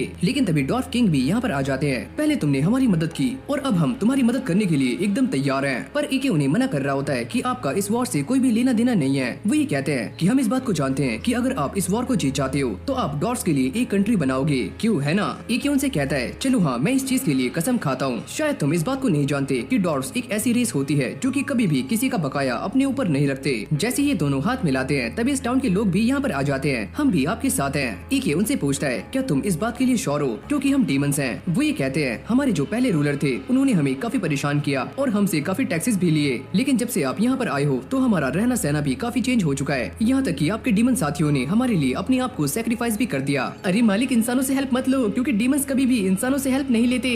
अरे हाँ हाँ, बड़े आए ज्ञानी बाबा, चुप हो जाओ। ईके इन सभी को ये बताता है कि हम सारे दो फोर्सेस में काम करने वाले हैं। पहली फोर्स मेरे साथ एलिस्टा जाएगी और दूसरी फोर्स यहाँ पर रहकर सारे लोगों को प्रोटेक्ट करेगी और साथ में डीमंस को भी। लेकिन जाने से पहले ईके इन सारे ह्यूमन से ये कहता है कि यहाँ पर अलायंस ऑफ किंग दोबारा से अटैक कर सकती है, तो तुम्हें उनके साथ फाइट नहीं करनी है, उनके सामने सरेंडर कर देना, वरना उन्हें ये पता लग जाएगा कि तुम सारे डीमंस के साथ मिले हुए हो और वो तुम्हारे साथ कुछ भी कर सकते हैं। अगली सुबह ईके इन सभी को लेकर एलिस्टा के लिए निकल जाता है और इन सभी के आने से उसकी आर्मी पहले से भी काफी स्ट्रॉन्ग हो चुकी है। पर मैं ये जानता हूँ कि दुश्मन काफी ज्यादा है और मुझे वहाँ पर जाने से पहले कोई न कोई प्लानिंग जरूर करनी होगी। फिर यहीं से हमारा सीन चेंज हो जाता है जहाँ पर हम कैफिरो को देखते हैं जो कि अब भी इन सभी के साथ फाइट कर रही होती है और हार मानने का नाम नहीं लेती। यहाँ तक कि उसके साथी भी हार नहीं मान रहे होते। कैफिरो इस बात को काफी अच्छे से जानती है कि वो काफी जल्दी मरने वाले हैं। अगर हमने बाहर के और अंदर के दुश्मनों को अलग नहीं किया तो हम काफी जल्दी कुचले जा सकते हैं। ये काफी सारे हैं। वो अपना एक और अटैक करने के लिए आगे जा रही होती है, पर तभी अचानक यहाँ पर एक जोरदार धमाका होता है जिसकी शॉक वेव से वो भी काफी दूर आकर गिरती हैं, पर उससे बाल बाल बच जाती हैं। और ये करने वाला कोई और नहीं बल्कि वही बंदा होता है जो कि अपने साथियों से कहता है कि जाओ इसे घेर लो। जैसे ही ये उसे पकड़ने का ट्राई करते हैं तो कैफिरो उन्हें चकमा देकर यहाँ से भाग जाती है और अब वो एक ऐसी जगह पर आ जाती है जहाँ से ये सारे के सारे दुश्मन काफी साफ नजर आ रहे होते हैं, पर वो पहले के मुकाबले काफी कमजोर हो चुकी है। लेकिन अब भी वो अपनी बची कुची ताकत का इस्तेमाल करके ये अटैक करने वाली होती है। लेकिन तभी अचानक एक एरो उनकी छाती में आकर लग जाता है। नीचे गिरते ही सारे के सारे सैनिक आकर उन्हें घेर लेते हैं और ये काम इस बंदे का है। इस तरफ इन लोगों ने कुछ और ओगर्स को पकड़ा हुआ होता है और ये उनका मजाक बना रहे होते हैं, जिससे ये ओगर काफी गुस्सा हो जाता है। लेकिन तभी अचानक उसके ऊपर ही अटैक हो जाता है और ये अटैक इस बंदे ने किया होता है। मेरे सामने जितने भी डीमंस आएंगे मैं उन सभी को जान से मार दूंगा। बाकी ओगर्स को मारते हुए भी ये बंदा काफी एंजॉय करता है। अगले सीन में हम ये देखते हैं कि इन सभी ने कैफिरो को पकड़ लिया है। वो ये कहते हैं कि ये लड़की अभी तक जिंदा है, वो भी इसीलिए क्योंकि डीमंस काफी टफ होते हैं। कैफिरो उससे ये कहती है कि शायद से मैंने कहीं तुम्हें देखा है और मैं तुम्हें जानती हूँ। वो ये कहता है कि हम पहले भी मिल चुके हैं। अरे हाँ, तुम वही हो और मुझे तुम्हें उसी टाइम मार देना चाहिए था। जिसके बाद ये बंदा कहता है कि मुझे आगे से ये ऑर्डर्स मिले हुए हैं कि मैं तुम्हें और 7th कॉर्प्स को खत्म कर दूं और साथ में उस डीमन को भी जिसका नाम है ईके।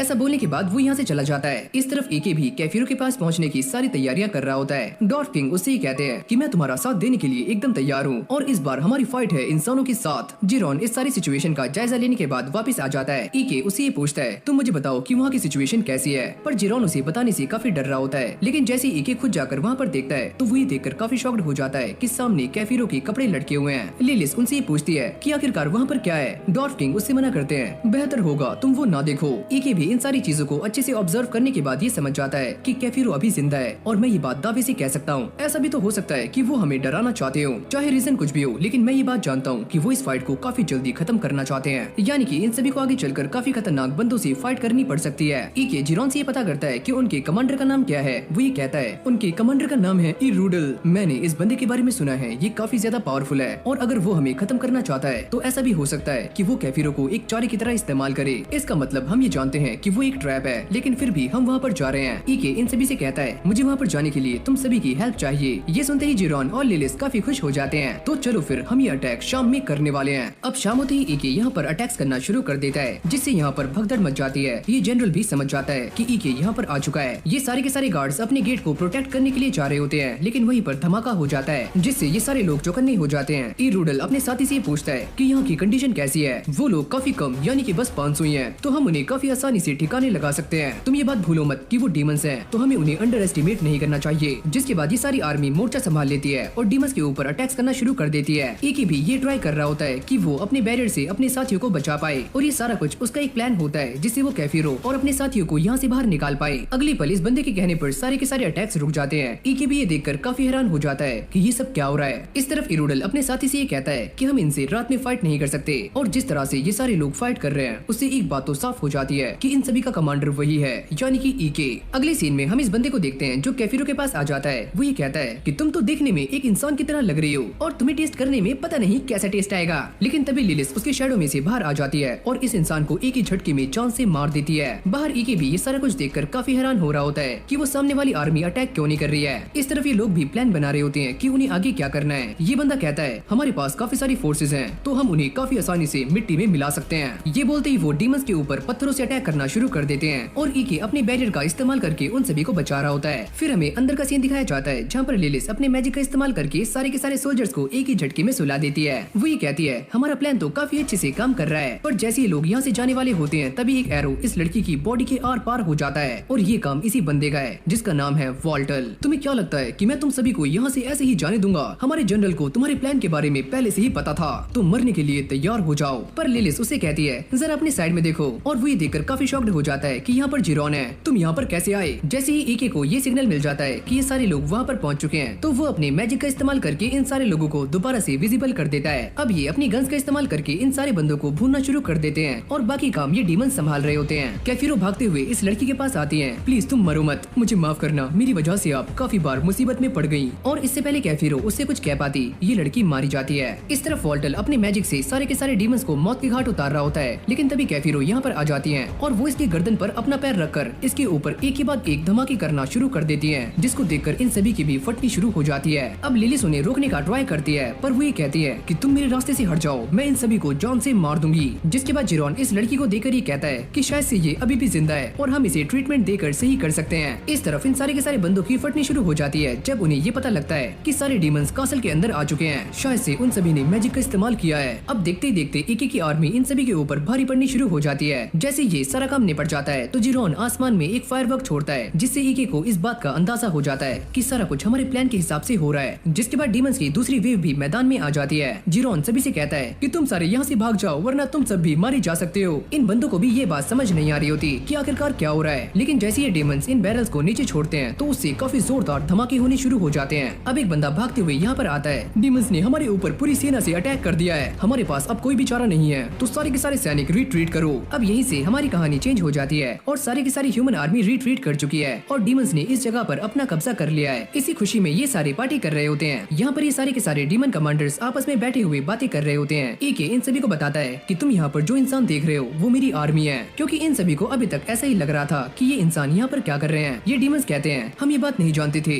कि हम यहाँ से जाएंगे और कुछ ऐसा हो जाएगा। पर तभी जिरोन भागते हुए यहाँ पर आता है। अरे मालिक, आपके लिए एक लेटर आया हुआ है और इस लेटर को ई रूडल ने ईके के लिए भेजा होता है, जिसमें ये लिखा था इस बार तो हम यहाँ से जा रहे हैं, लेकिन मैं आशा करता हूँ कि हमारी मुलाकात दोबारा से जरूर होगी। ईके भी ये सोचता है अबे यार इसने मुझे क्या भेज दिया, लेकिन कैफिरो को अब भी इस बंदे के ऊपर काफी गुस्सा आ रहा होता है। वो ये कहती है कि इस बंदे ने मुझे काफी टॉर्चर किया है, मैं इसे जान से मार दूंगी। पर ईके उन्हें समझाते हुए ये कहता है कि बैटल में ये सारा कुछ चलता है तो आप टेंशन मत लो। ये वुल्फ डीमन भी काफी गुस्से में आकर ये कहता है क्या अब मैं उसे जान से मार सकता हूँ? अरे भाई थांबा थांबा, इतनी भी जल्दी क्या है? और लो भाई, ईके ने भी उस बंदे को एक लेटर लिखा होता है, तुम इसे लेकर चले जाओ। लेकिन तभी कैफिरो भी यहाँ पर आ जाती है। तुम पहले से काफी स्ट्रॉन्ग हो चुके हो और तुमने मेरी जान बचाई, उसके लिए शुक्रिया। ये सारा कुछ मैंने इसीलिए किया क्योंकि डीमन लॉर्ड ने मुझसे कहा था कि मैं तुम्हारी जान बचाऊं, पर तुम मना भी तो कर सकते थे। हाँ वो ठीक है, मुझसे नहीं हुआ। लेकिन तभी अचानक डीमन लॉर्ड भी अपने ड्रैगन के साथ यहाँ पर आ जाती हैं। जिरोन उनसे कहता है अरे छोटी बच्ची, तुम यहाँ पर क्या कर रही हो? चलो कहीं और जाकर खेलो। अबे ओए, ये तू क्या कर रहा है? और वो डीमन लॉर्ड के सामने झुक जाता है। इस गलती के लिए मुझे और जिरोन को माफ कर देना। और जैसे ईके इन सभी को ये बताता है कि यही डीमन लॉर्ड है तो इन सभी की आंखें खुली की खुली रह जाती हैं, खासकर जिरोन की। पर मैंने तो ऐसा सुना था कि डीमन लॉर्ड काफी बड़े होते हैं और उनकी 6 पूंछ होती है, 5 आंखें और 10 हाथ। पर डीमन लॉर्ड उसको माफ कर देती हैं। चलो कोई बात नहीं, वैसे भी ज्यादा लोग मेरे चेहरे को नहीं जानते।